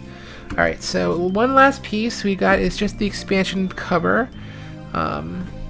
Expansion port cover. So I am not going to pop off the cover, the internal cover. I'm just going to leave that on. Like I said, I don't feel like bastardizing this Nintendo. We're just going to leave it as is. Are those scuffs or is that sticky stuff? I can't tell. I think those might be scuffs. Are they? They're scuffs. But anyway, so yeah, so the NES is pretty clean now. I got a bath, inside and out. I went over the board, made sure the components all looked good. There was one capacitor that did look a little questionable. I think it was at C20 or C23. I forget the exact location on the board. I am just gonna keep an eye out for any irregularities playing it, because if there is, that capacitor is probably gonna be my issue. It looked like it was leaking. It looks like it was a little corroded. Like I said, I just don't feel like resoldering one connector, one capacitor at the moment. So we're just going to leave it as is. And keep our fingers crossed. Alright, so let's get this thing reassembled. So, let's see here. I need my controller ports. This was player 1. Oh, we didn't clean this. So let's just give this controller port a quick little rub down. Grab some IPA on this toothbrush. Just get in there real quick. Just give it a quick little scrubby dubby. Beautiful. Give it a quick rub down with the towel here. Dry off all that excess IPA. If you're coming to the stream late, I am just cleaning this Nintendo. It was given to me by my friend Renee. she gave me this NES and a 2600 because they're just collecting dust at her place. She doesn't use them anymore. So she opted to let me have them, and I appreciate my friend Renee doing that for me. We're just chilling, listening to mellow Super Nintendo music while I'm doing this cleaning. Cleaning this Nintendo was on my agenda today. Streaming, however, was not. But I figured since I'm sitting here at the desk doing this anyway, I might as well just fire up a Twitch stream and then copy this over to YouTube when I'm done. So that way everyone can bask in my glory if they couldn't catch it live.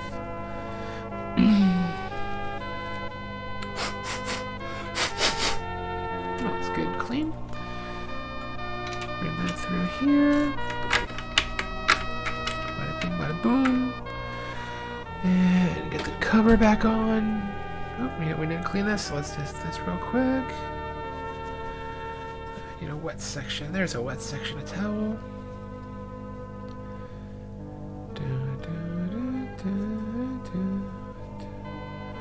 I know this song too, and I can't place it. No, I know this song. I don't have to look it up. This is Paladin's Quest, right? Paladin's Quest. Boom, knew it. Alright, so this is Paladin's Quest Unknown Theme B. I don't know. This sounds like, maybe before you open up the Infernal Machine, or whatever it was called. Before you start the Infernal Machine. Don't quote me on that. Paladin's Quest, another terrific, underappreciated Super Nintendo RPG that unfortunately I've never beaten, but it is a really great, underappreciated RPG. Another hard one, not quite as hard as your Seven Sagas. Certainly harder than your Final Fantasies, though. So, alright. That's pretty sparkling clean now.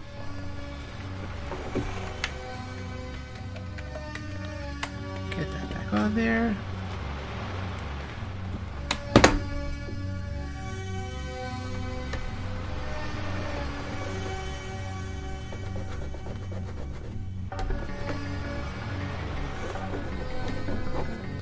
Definitely don't recognize this one either.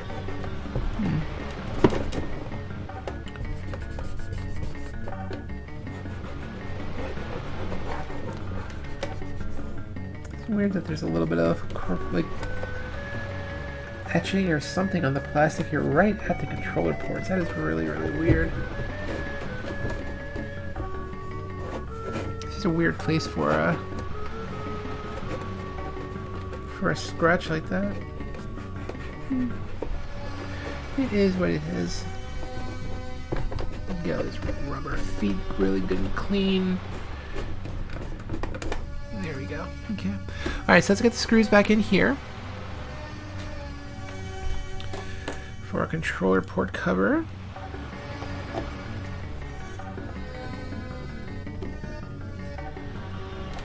That's the first one.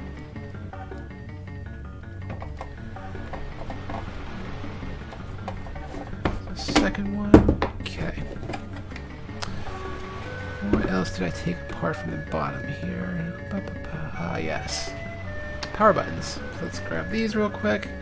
Let's give them a once over. These get a lot of finger oils on them because obviously they are pushed quite a bit. Your power and your reset buttons. So we're just trying to get all the gunk and finger crud off of here from all of us when we were kids. Our greasy, sticky, disgusting fingers. Because when we were kids, we did not care. We just touched everything. Doesn't matter what the hell we had just touched previously. We could have touched our butt straight up and then just touched the Nintendo to turn it on. We didn't care. We just wanted to play our fucking video games.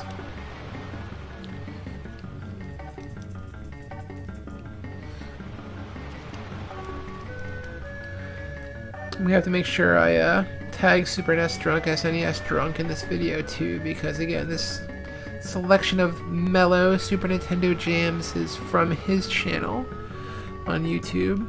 So again, check out Super NES Drunk. He has some really cool videos that he does on different things. I think on Tuesdays he does a Super Nintendo video, and then on Thursdays he just does something else. I don't know if he is still maintaining that schedule. That was his schedule at one point in time.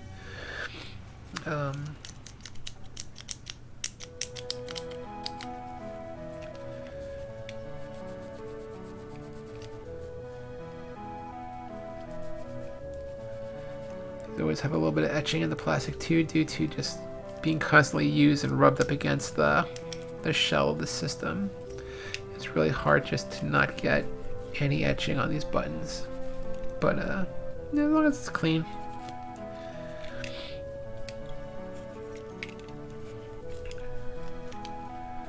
That looks nice. Alright, so let's get this back in here.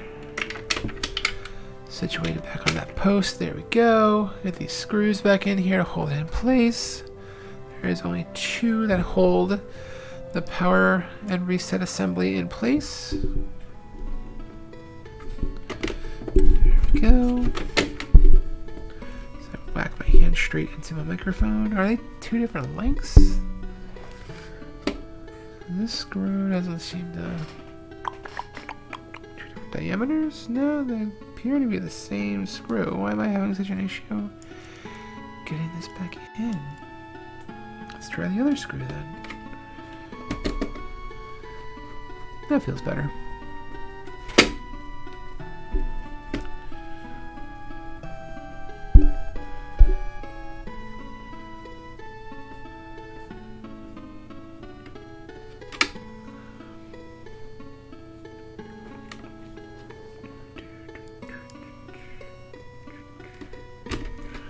Is this Earthbound again? Is this when NES was a baby? No, this is very, very far from Earthbound. This is Super Black Bass, apparently. It's the intro music to Black Bass. Definitely not Earthbound. Similar energy.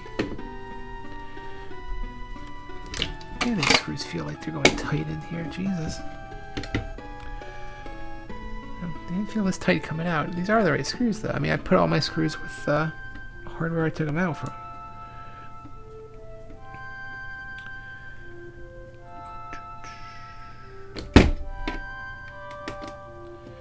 This is Secret of Mana. That I know. I can't place where in the game it is, though, unfortunately.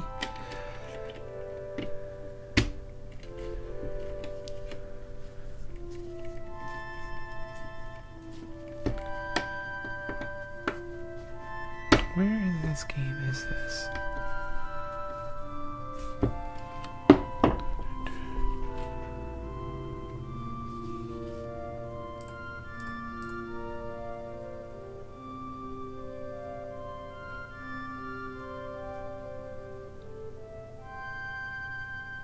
A wish. I don't know where I don't know where in the game this is.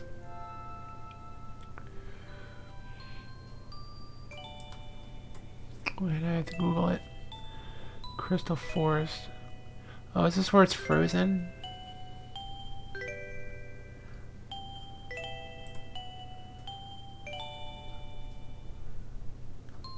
Man, all the results are people playing like covers of it. Holy cow, it's a popular song. Alrighty. This is Breath of Fire 2. Never played any of the Capcom RPGs, but supposedly really good. Like I said, Breath of Fire was never really my jam. And like, you know, it's cool. Again, we're all different people. We all don't have to like the same games.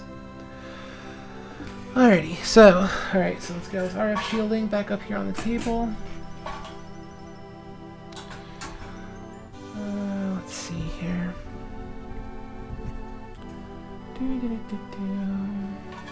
This goes over top.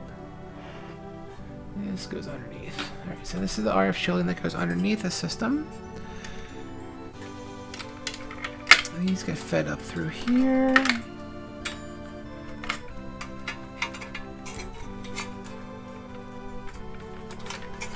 Let's see if I can remember how to actually do this.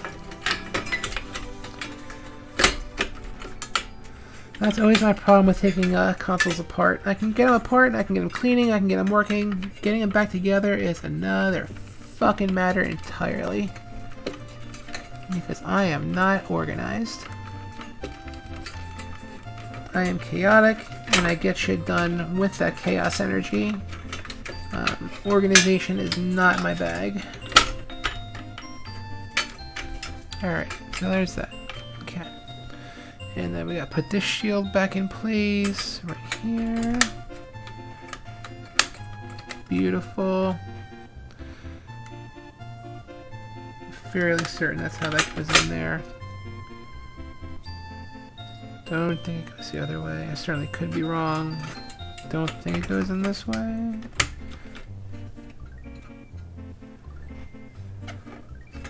Shit, how does the RF shielding go? See, this is the problem. Alright, so now I gotta look up to see how this little piece, the shielding that goes around the expansion port, I don't remember how it goes. If it goes in like this, or if it goes in like this. So now I'm gonna have to fucking Google to figure out which way this stupid ass little piece of shielding goes in. Oh my gosh, alright. NES expansion port shield.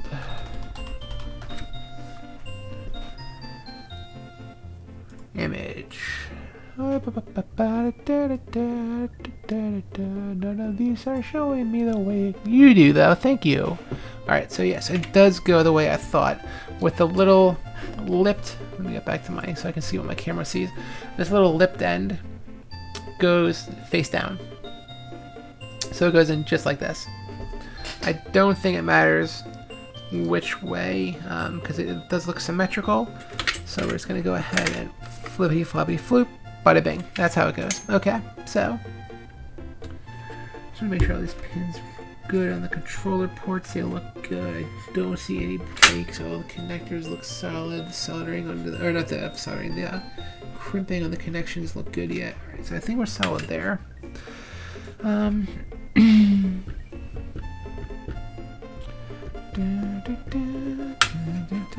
So let's go ahead and put the guts back in.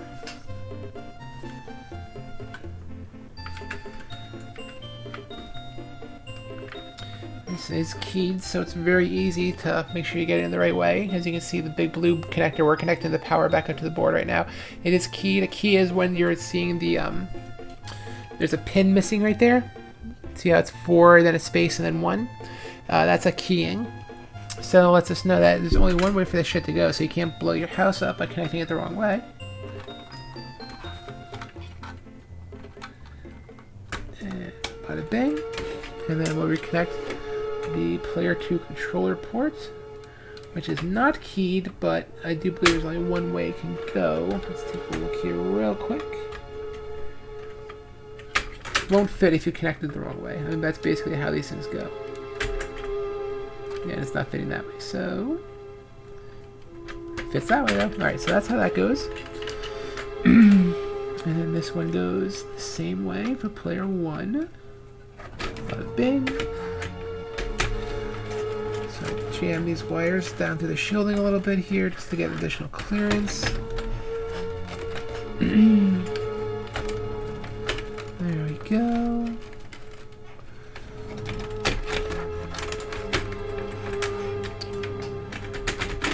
You go there.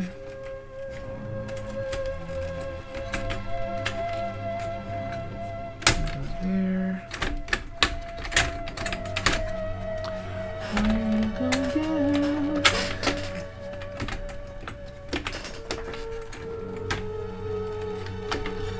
Alright, where am I farking up here?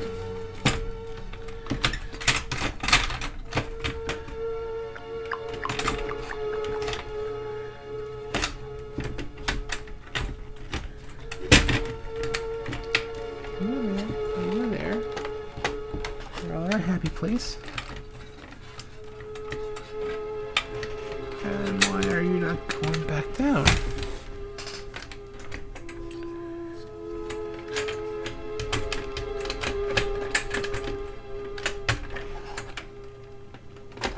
Who is not happy here? No, you wires stay above the shielding here, because otherwise I cannot get you down properly.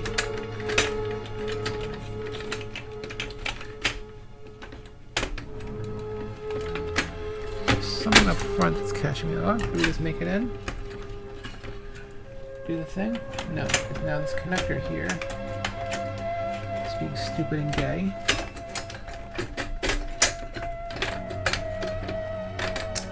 Why are you being gay? Don't be gay, Spark. Don't be gay. Alright, so...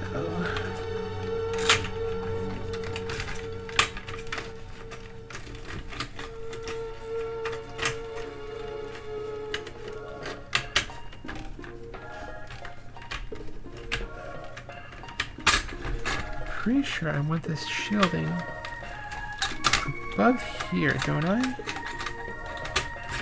No?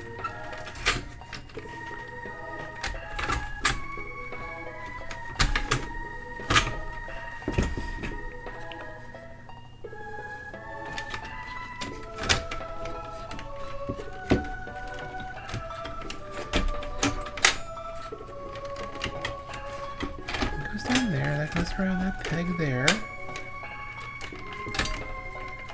Right?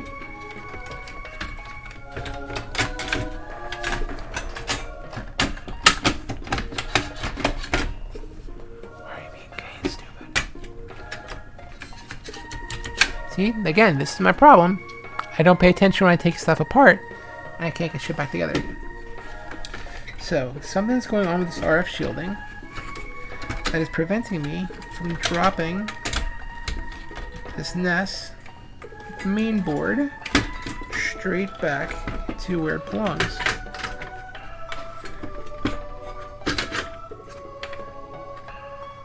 Oh, well, part of the problem is the fucking expansion connector flipped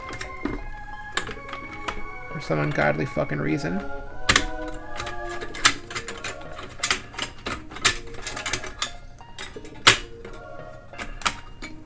So you need to stay where you're fucking supposed to be.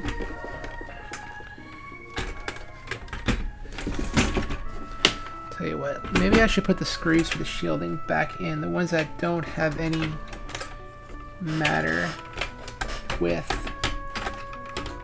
the console itself.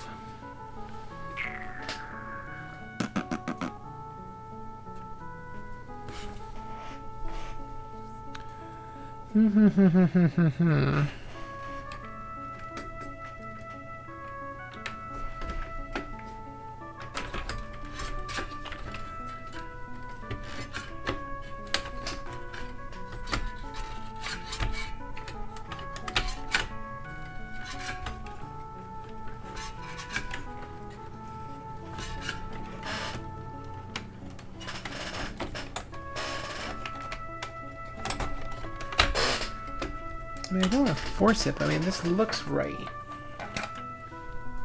Of course, I can't tell if that fucking shielding is in the right location.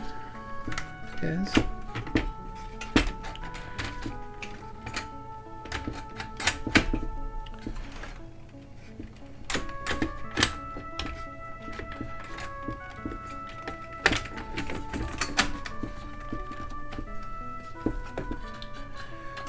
I'm going to screw this RF shielding back down on the points where it's supposed to go. I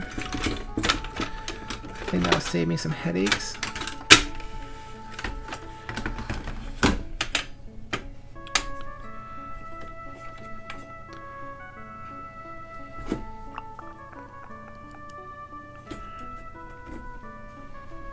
Pretty sure these are the right screws.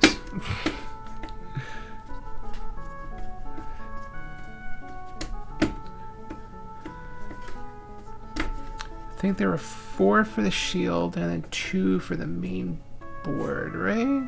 That sound about right?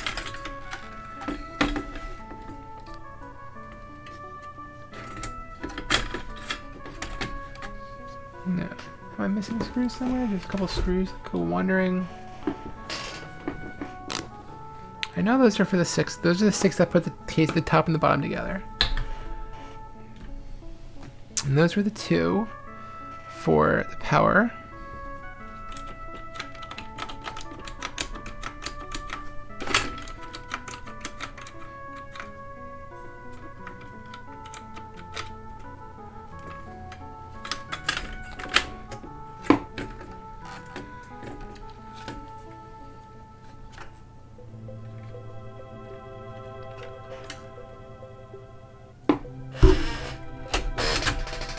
You know what? There's a whole bunch of fucking screws over here that I'm not seeing.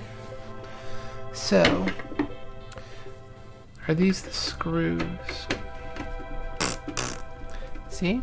This is why I should label stuff, and I don't.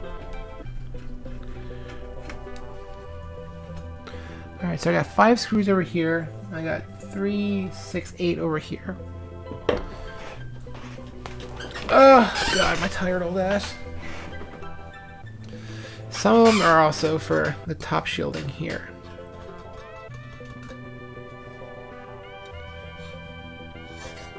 God damn, what the hell did I cut myself on? I'm fucking bleeding.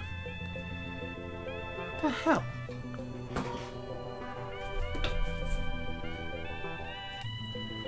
Ow, that hurts. Ow, ow, ow, ow, ow, ow, ow, ow, ow, ow, ow, ow, ow. Straight rubbing alcohol. Good times.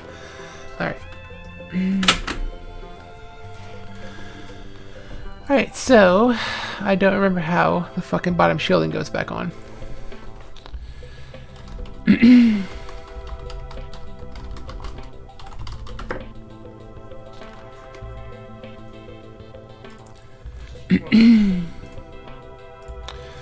So let's see. Yeah, we already did that part. We already did that part.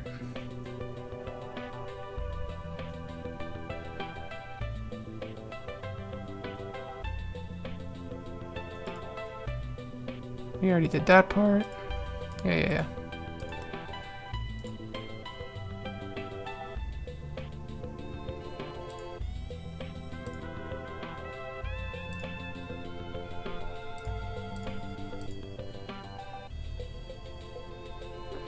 I mean, this dude's reassembling without the ZIF socket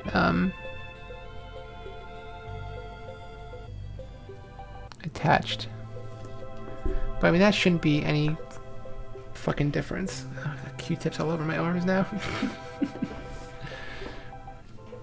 Alright, so let's see. Okay, let's get these Q-tips out of the way of my freaking mouse pad.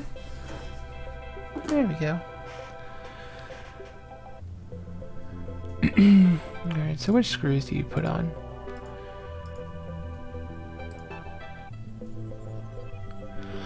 Excuse me.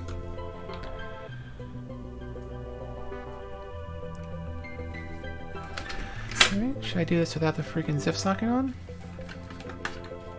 Would that make it easier?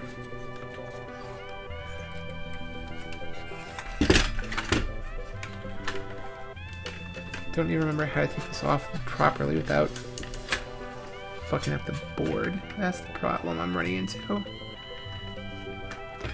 There's a little lip here. And I forget how it's supposed to go off.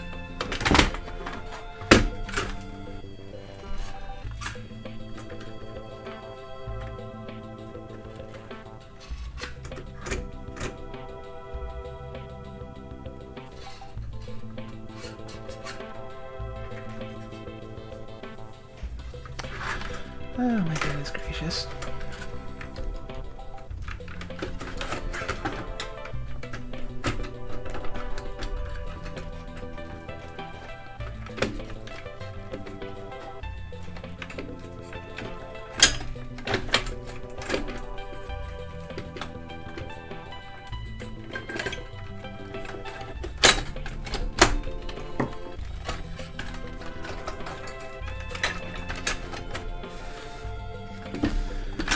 Oh, this video was going so well until now, wasn't it?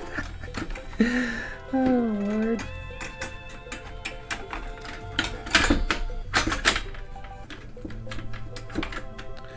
I just wish I could remember which screws are supposed to go where.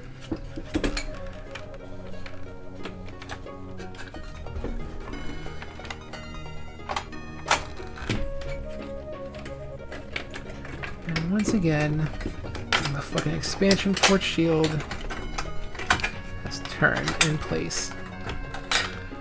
Oh my god. What a clusterfuck of a design with this, really.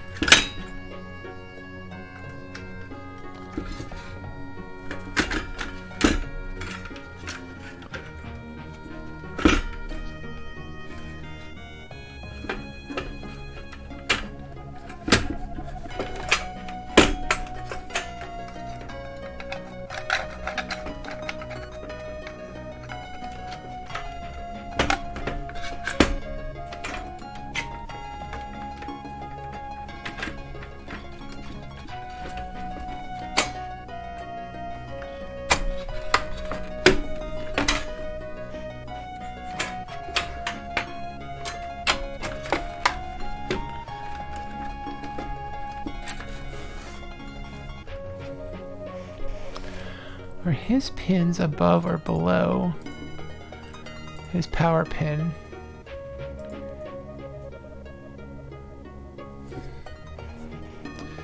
See, I think that's probably where my fuck up is too. These are supposed to be below the port. So let me grab the power cables. I think that's part of my fuck up, I think, here. So, tell you what, let's put this down here where it belongs.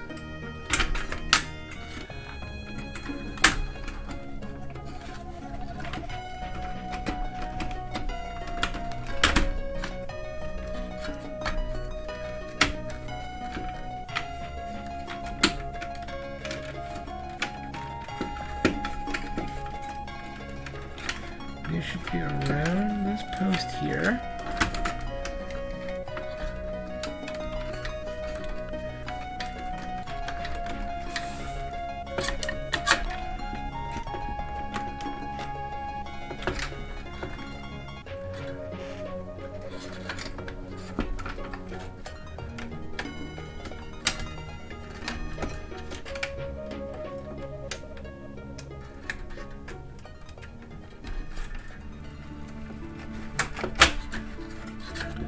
There we go. It's a Christmas miracle.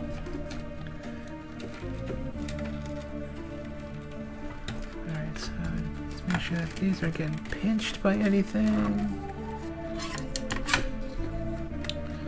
Those are good. They're not getting pinched. Right? You're not getting pinched by anybody. It's alright. It's alright. Okay, you guys are good.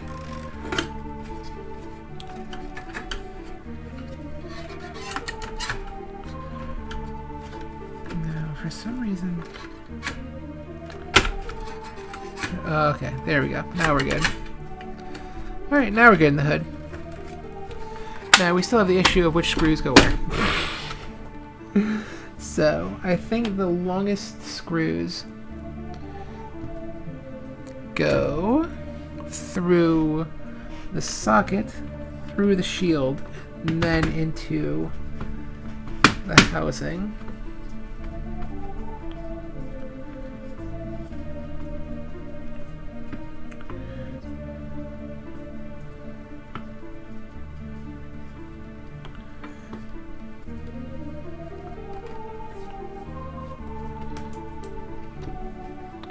Get those in there snug. There's that one.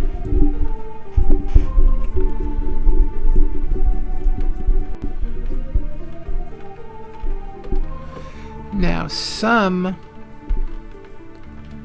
of these screws, I think, go through. I think these eight, right? Yes. Go through the top shield and the bottom shield. But these last three here only go through the bottom shield. So I need to figure out which ones go through both.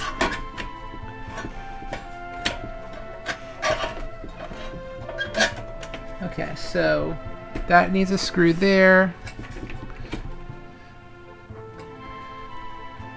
That needs a screw there. That needs a screw there. So those are the three that I need. There, there, and there. Okay. Perfect. Alright, we figured this out. Matter of deduction, people. It's all a matter of deduction. Alright, perfect.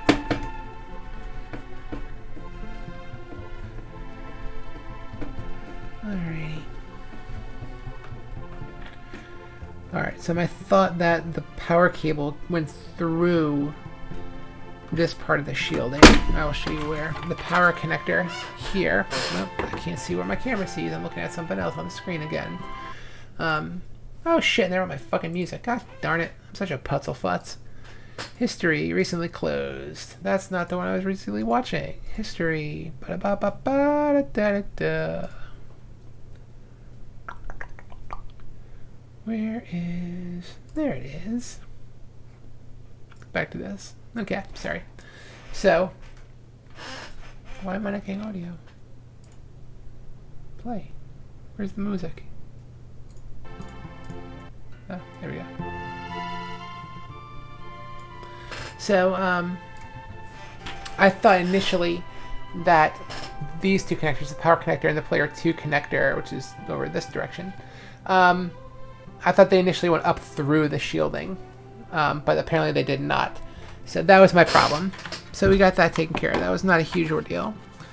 So put these last 2 screws in for the bottom shielding here. Of course, wouldn't be a restoration without dropping a screw into the system. This is live, folks. I'm not a recording. Okay, so get that John in there. Not from Pennsylvania if you don't call something a John. If you call something a John and you're not from Pennsylvania, get your head out of our linguistics. Our vernacular is John. John is our word. I don't need to hear people from Boston saying John. Just as I would not say that shit is wicked cool.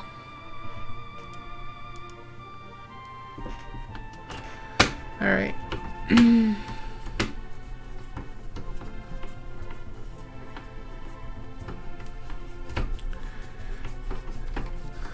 Sweet deal. Like I said, it's been a good 10 to 15 years since I've actually taken a NES apart, so this was a good refresher for me. Let me put some more rubbing alcohol in my boo-boo here, because this console was dirty. I just want to make sure it's clean, my boo-boo. I'll put a band-aid on it as soon as we're done here. Oh, you know what? I don't think I needed to put... Shit, did I put those screws in the wrong place? I did put those screws in the wrong place. Those screws actually go in here, into the plastic, not through the shielding. Christy, what are you doing? Not a huge problem. Thankfully, I believe they are the same size. They probably were the same screws. I could probably just put other fucking screws in here, but whatever. Not totally missed its mark. Are we still not sitting down flush here? What's going on? Did I put the wrong length screws in the wrong thing?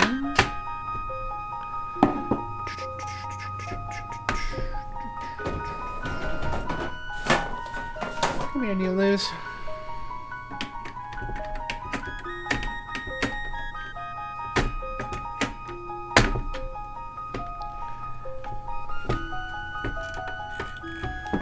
Why are you...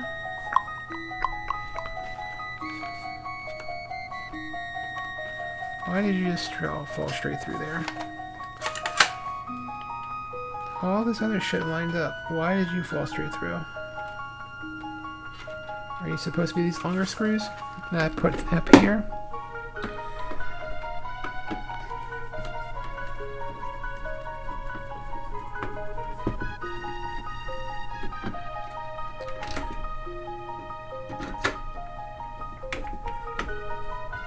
Yep, that's where you guys go. Wrong holes. That's what she said.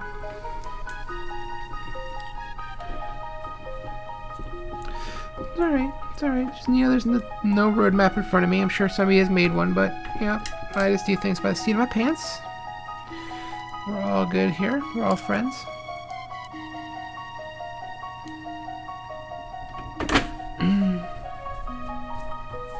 Beautiful. Alright.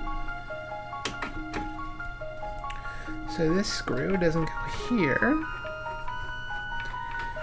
It, in actuality, goes here, is what I'm gathering?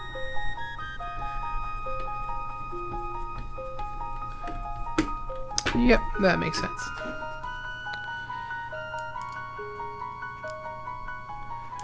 I'm gonna get this one all up in here. We're almost done, folks. It's only taken us 2 hours to do this. Oh my gosh. And this is why people like Odd Tinkering and all those other folks that do like AMSR repairs or ASMR, whatever they call it, repairs on the internets. This is why they do all their cuts and everything, because otherwise it's a long project. Alright, so I'm gonna shove a NES cartridge in there real quick. just to make sure that we're set pretty, and we are. So these screws should go into shielding all around here.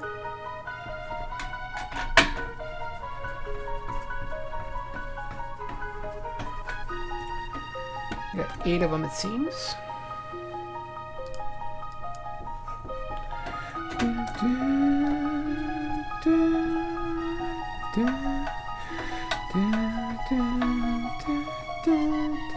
I have not heard any SimCity music yet. That is concerning. Also concerning is that the shielding is not... There you go. This just wasn't down on that pin all the way.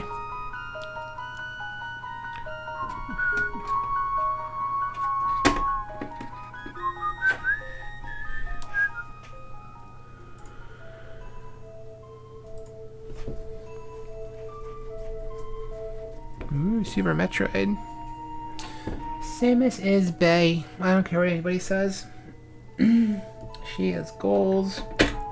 When I was heavily into bodybuilding a couple years ago, she was literally goals. And yeah, I do want to get back into bodybuilding.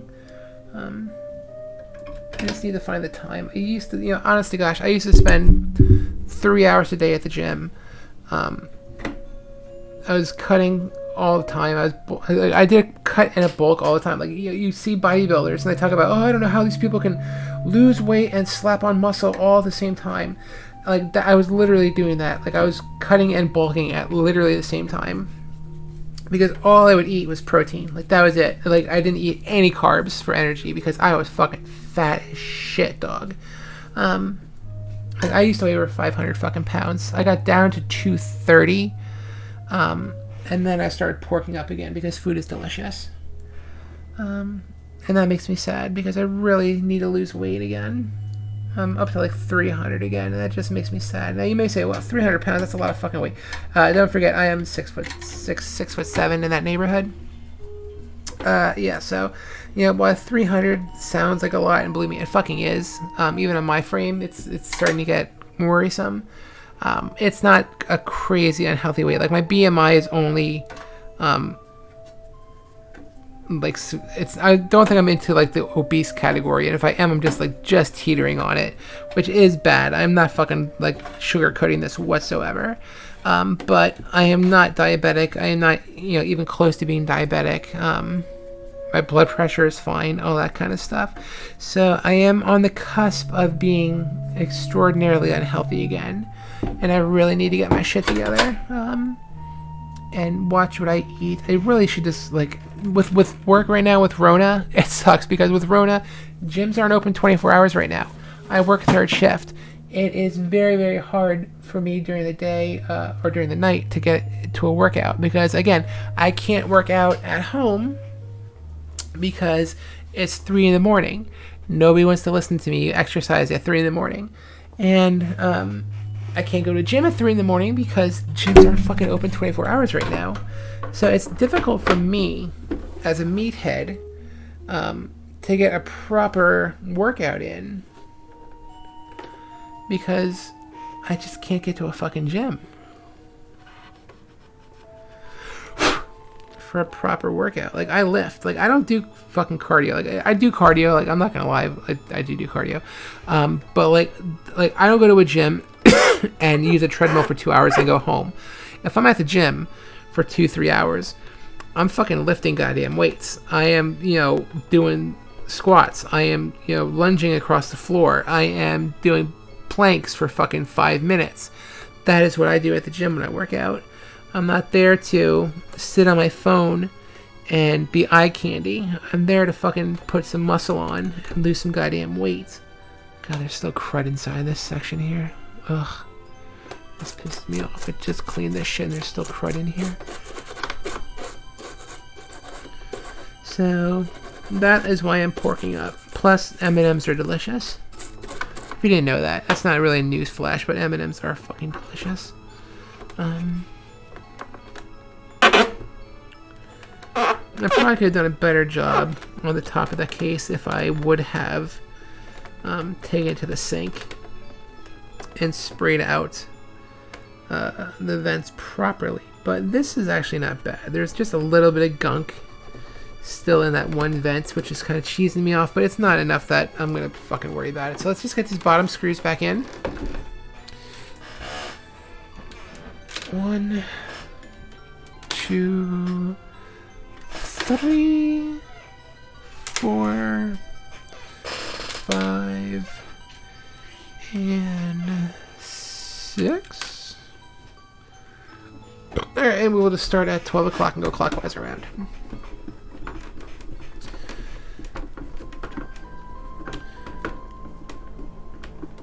That's there. This sounds like Secret of Mana, but I don't recognize the song, so I'm wondering if it's Seiken Daisetsu 3. Or even maybe Secret of Evermore.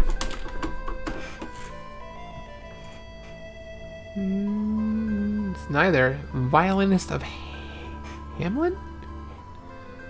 Hamel? Never even heard of this game. It's interesting. Computer, where's my package?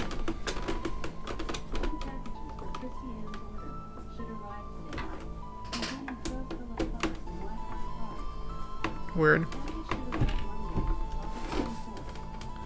That's it. Throw pillow covers. I didn't order throw pillow covers. I ordered throw pillows. Now I'm gonna have to check my goddamn Amazon order.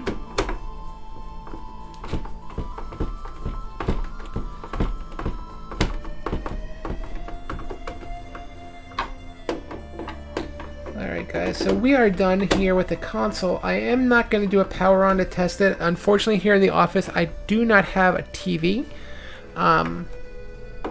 And I really am not in the mood to go through the hassle of hooking up and installing my my PVR, installing all the software and all that jazz. So that wasn't good. Apparently I missed a screw somewhere. Let's see, where did that screw go? Did it put in the drawer here? Oh god, I'm just full of stupidity today, aren't I? Silver screw on a black fucking carpet. Good times. Where did you go?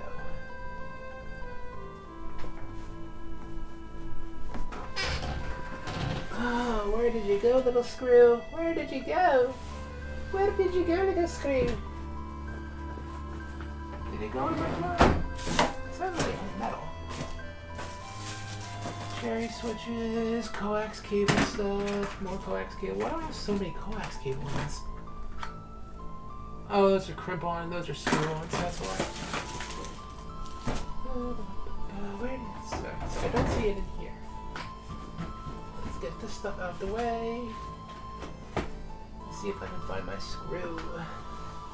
Because I don't have a flashlight in here. Look at my field. Oh, found ya, you little bastard. Alright, which hole did I not screw?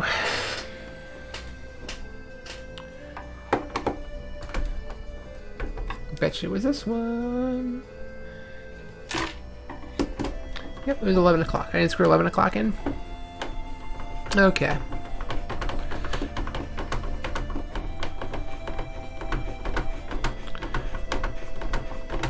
Bada boom. Okay, so now it's back together. So there we go. We got our system. It's all clean. It is definitely not like new condition. I did not retro bright this. Again, there are a couple of spots that look like either paint or some kind of a nail polish on there. Knowing Renee, she has a young daughter and her life story, it could very well be nail polish. I just don't know. Again, it's just like there's a dot of it here. There's a couple of dots of it over there. It's just, it pisses me off because it's right there. You can see it. The rest of the system is so pristine and clean. And then there's a dot of fucking purple or red nail polish or paint or something. And there's like a couple right there, then two. That kind of stuff cheeses me off. But again, you know, I do have lighter fluid in here. God damn it. Am I really gonna go this fucking route? Where's my lighter fluid? Which drawer is my lighter fluid in? Is it actually in my tool drawer? Where's my lighter fluid? There you are. Okay, it is my tool drawer. Okay, so I'll tell you what. Let's just try a little bit of lighter fluid.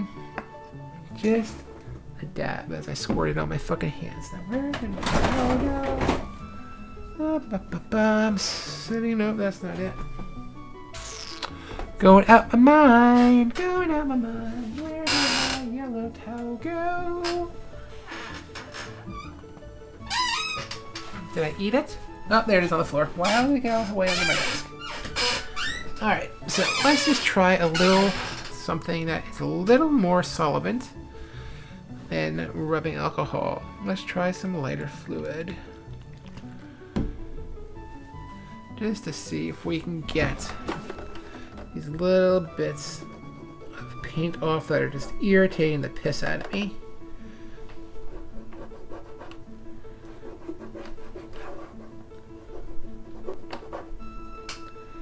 And that is going to be a big negatory. They are imbued in the plastic.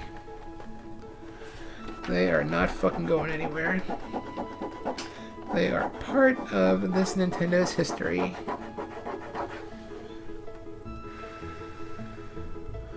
Tell you what, the lighter fluid is taking off some of the other marks though. So anyway, let's just hit the top of it real quick with the lighter fluid. Just to see if there's anything on here that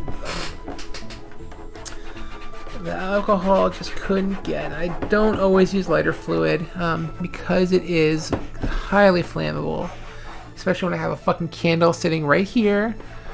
But we'll give it a whack. See if there's any little extra stuff on here that it can get off better than the rubbing alcohol had the opportunity to.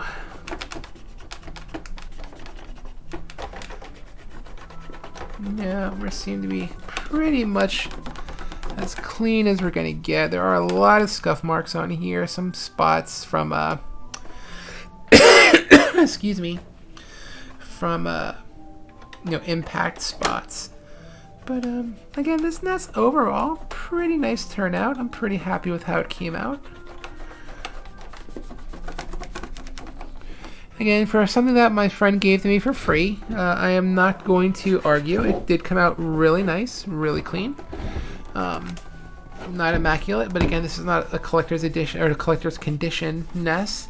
It is a working girl's NES, not in the vernacular of a prostitute's NES. Renee is a contractor. She has been her entire life. She's moved a few times. I'm sure this has been in storage for quite some time. So, yeah, it was hers when she was a little bit younger, when her daughter was younger. So this NES has seen action. It's not just been sitting on a shelf. And I do very much appreciate Renee giving this to me, giving it an opportunity to continue to be enjoyed. Because let's face it, people, we're in this hobby so that we can play games. You know, we have a lot of people who are in this hobby, unfortunately, these days because it is an expensive hobby with high-end merchandise. You look at your little Samsons, you look at your first production run Super Mario Brothers, you look at that kind of shit, and these things are going for $5,000, $10,000, $20,000. You know, you get into the territory of huge investments. But the reality is, we are here as a community to play these games, not to sit on them and have them just accumulate value. Alright, so the system came out, like I said, pretty well. It's not immaculate. It is extremely clean, though, inside and out now. I don't see any appreciable dirt anywhere on the system anymore. It's pretty clean. Again, I will not be retrobrighting this. I don't have, first off, I don't have the hydrogen peroxide quantities needed to retrobright this. I don't have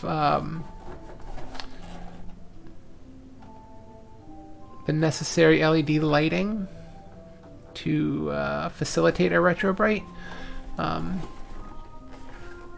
But yeah, like I said, this came out pretty nice. So that's not the only part we're going to be cleaning though. So I do have you here, and we're just going to quickly go over the controller. I'm not going to take it apart.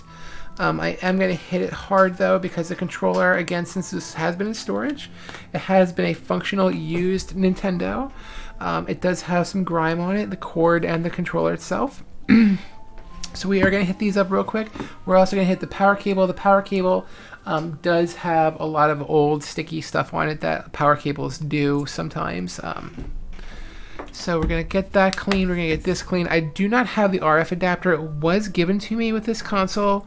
However, it had been hacked quite a bit. Renee hacked in like another, I imagine that at some point in time, the NES was sitting on a coffee table, because the RF cable she had connected to the box was probably about 50 feet long. So she did splice in an extra long RF cable, which really I'm not a fan of. I do like original things. I more would have rather have used an extension than splicing in a longer cable. That's just me. Renee, obviously, this was her Nintendo. She found it to be more effective to just splice on a longer cable on. That's totally her decision. It was her Nintendo. But I did just dispose of the RF adapter, though. It's again, with it being spliced on like that, it's just no longer in the original condition. I am a stupid person. I do like things in original condition. So, but I have RF adapters out the yin yang. Every Nintendo that was manufactured came with an RF adapter, and people bought them separately because they would occasionally break, and you would need another RF adapter. So, hello. Trying out. You're working on it. Trying out your dress. Oh, it looks pretty. It looks very nice. Yes, you look good for your date tomorrow. Shaved your legs and everything. Yes, you look very pretty. That's special. Yes, it's still special. on. Yeah, I just finished. The system's done, clean, put back together. I'm just kind of like, I'm not gonna take the controllers apart. I'm just gonna do a quick rub down on them, get the cables clean and everything. Okay. But yeah, cool. I'm just about done. Okay. Okie dokie, artichoke. Can you take a picture? Yeah, sure, absolutely. Where would you like to stand?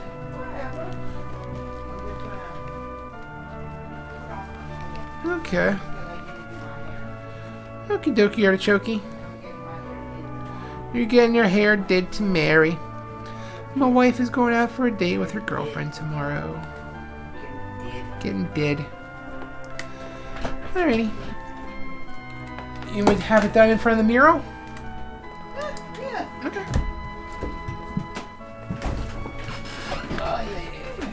Oh, that, yeah. I mean, we can do it here. There's an exercise bike in here, so that's super pretty.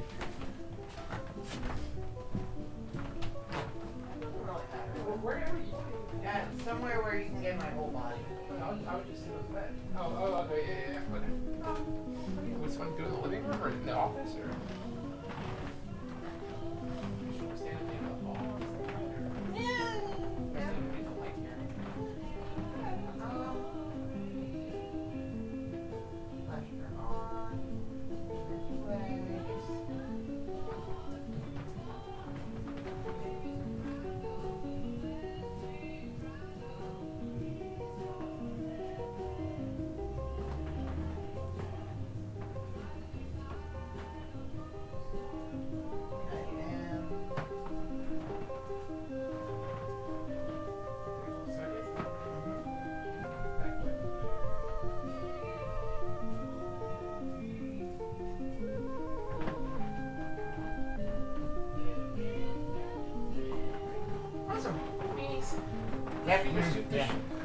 Yeah, I wouldn't wear the beanie with the thing tomorrow. No, I'm not going. The shoes are cute though. Yeah, they're the ones I've had. Oh really? Yeah. I thought you just bought new shoes though. Oh no, those were sneakers that you bought. Those are sneakerish, yeah. Okay. Yeah. Word. Alrighty. Let me close my door here. Oh, party. Alright, and I'm back. Oh, goodness. Oh, did the music end? Did we hit 3 hours? Oh, no, we're still in Star Ocean. Okay. Alright, so, this does have some deep staining on the back of this one. Unfortunately, this is the best looking NES controller I have right now, if you don't count my NES Max and that kind of stuff. So it's whatever. Like I said, the controller's not going to be on display. The controller's going to be used to clean the to play the system. So it's not super concerning. But again, if I was going to retro bright, this would definitely need to be retro brighted because it does have some staining, which is fairly common for NES controllers. Because this is where our Cheeto stained fingers always ended up on the controller.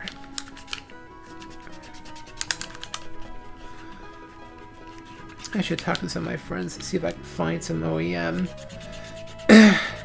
or some NOS NES controllers. I'm sure somebody's got some NOS controllers somewhere. I did buy an NOS controller a couple days ago, or not, a couple years ago. We needed them for a tournament at Too Many Games, but they were third party, and they're mushy. They're too mushy. They're just not as sharp as a NES controller should be. So I just have it as like a backup controller. If like for some reason all my NES controllers would simultaneously go to shit, I have it as a backup controller.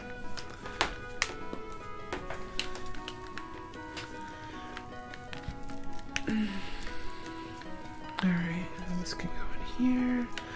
I also do have a NES to USB controller adapter, which is nice. It's good for playing NES games, Master System games, 7800 games that use both buttons at the same time. I think there were only a couple of them that did that, but still totally worth having a USB adapter. I do want to get a Super Nintendo to USB adapter though, because I do have a nice joystick that was given to several years ago by a good friend of mine, Carlson, from Mad Gear Games.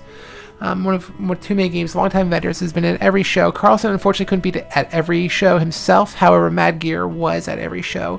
If Carlson for some reason couldn't make it for a year because there was, for example, a bigger anime show on the West Coast or something like that, he would often send his brother or one of his associates down. So Mad Gear would always still be represented at Too Many Games. Just perhaps Carlson himself couldn't make it though. But Carlson's a good guy. Anyways, he gave me a really nice joystick a few years back. It works on the Turbo, works on the Super, works on the Genesis. I think there's one, the Neo Geo. So it works for those 4 systems. None of which, unfortunately, would connect to a USB computer port. So I would imagine the most common USB adapter to find would be a Super Nintendo adapter. I can't imagine there are a whole lot of people looking to use Turbo controllers or Neo controllers on the PC. So I do want to get a USB adapter for that joystick so I can use it in MAME, because it's clicky. It's really nice cherry switches in it. Well, maybe not cherry, but it's really nice clicky mechanical switches in it, which is nice. Very arcade-esque. Of course, that's in games that didn't use leaf switches, but yeah. So I do want to grab a USB adapter for that. Again, good buddy Carlson. He hooked me up with that several years ago. I finally actually just opened it up a couple years ago to use it. It's probably about 2 years ago now that I've had it. That's actually been opened and used. Oh my god, there's so much crud on this cable. There's so much crud on this cable, Renee. It's okay though. This is part of the reason you should have lighter fluid in your cleaning kit, because some of these get so much sticky stuff on them just from food spillage, or an animal went to the bathroom and the cable just got kind of like run through it. It just gets sticky with all sorts of stuff.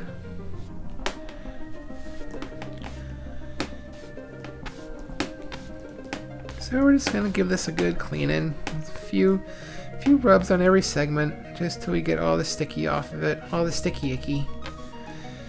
And yeah, I think our 3 hours of music is just about up to, which is good because I'm just about done cleaning the system.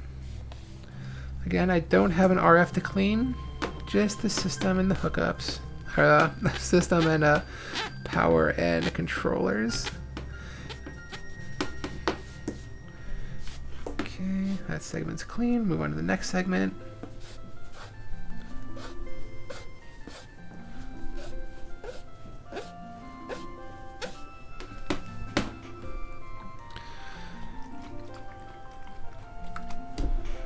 I cannot believe we did not hear any SimCity in this.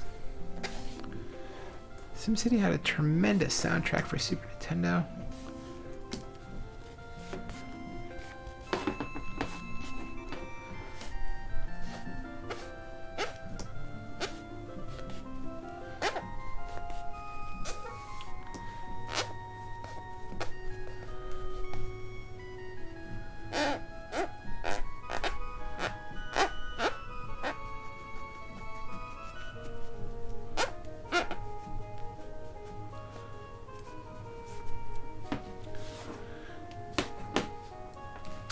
I wish there was a way I can get this to be held taut. Two different angles, two different sides, so I could like just rub back and forth like a wash line or something. Because there's just a lot of residue on this cord from something over the years.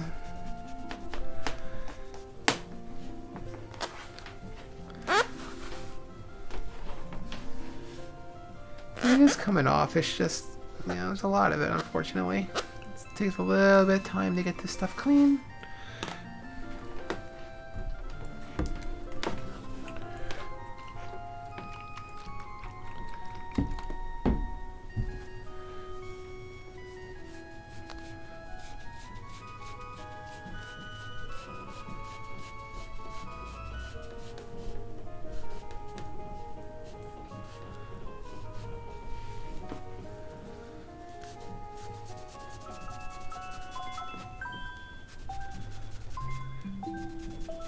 Sounds like Mario RPG.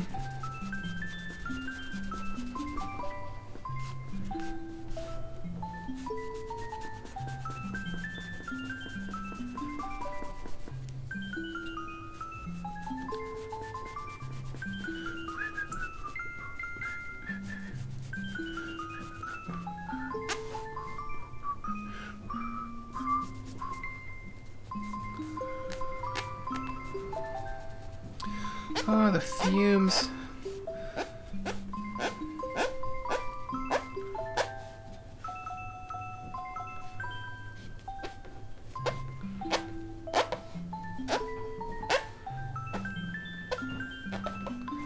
It's the exciting part where I just clean a cable off now for 10 minutes.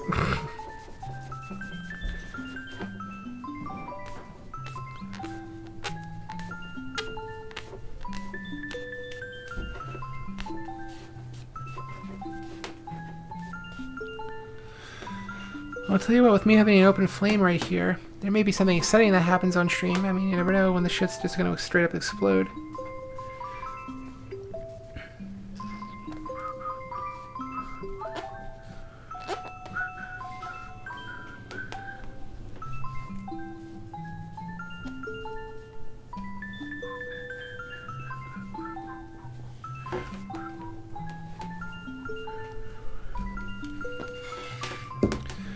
Oh, this poor cable is so bad.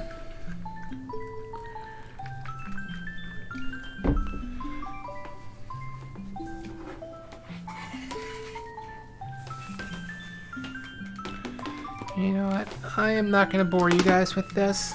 So I'm just going to end the stream here. Hey, thanks for everybody who stopped in. Thanks for checking out my YouTube channel if you're going to watch this later.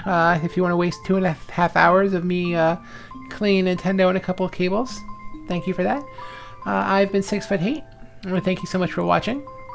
These are my hands. This is my desk. This is my Starfleet insignia. Yeah, hey, thank you so much for watching. You guys have a great day. Rock and roll. Play games.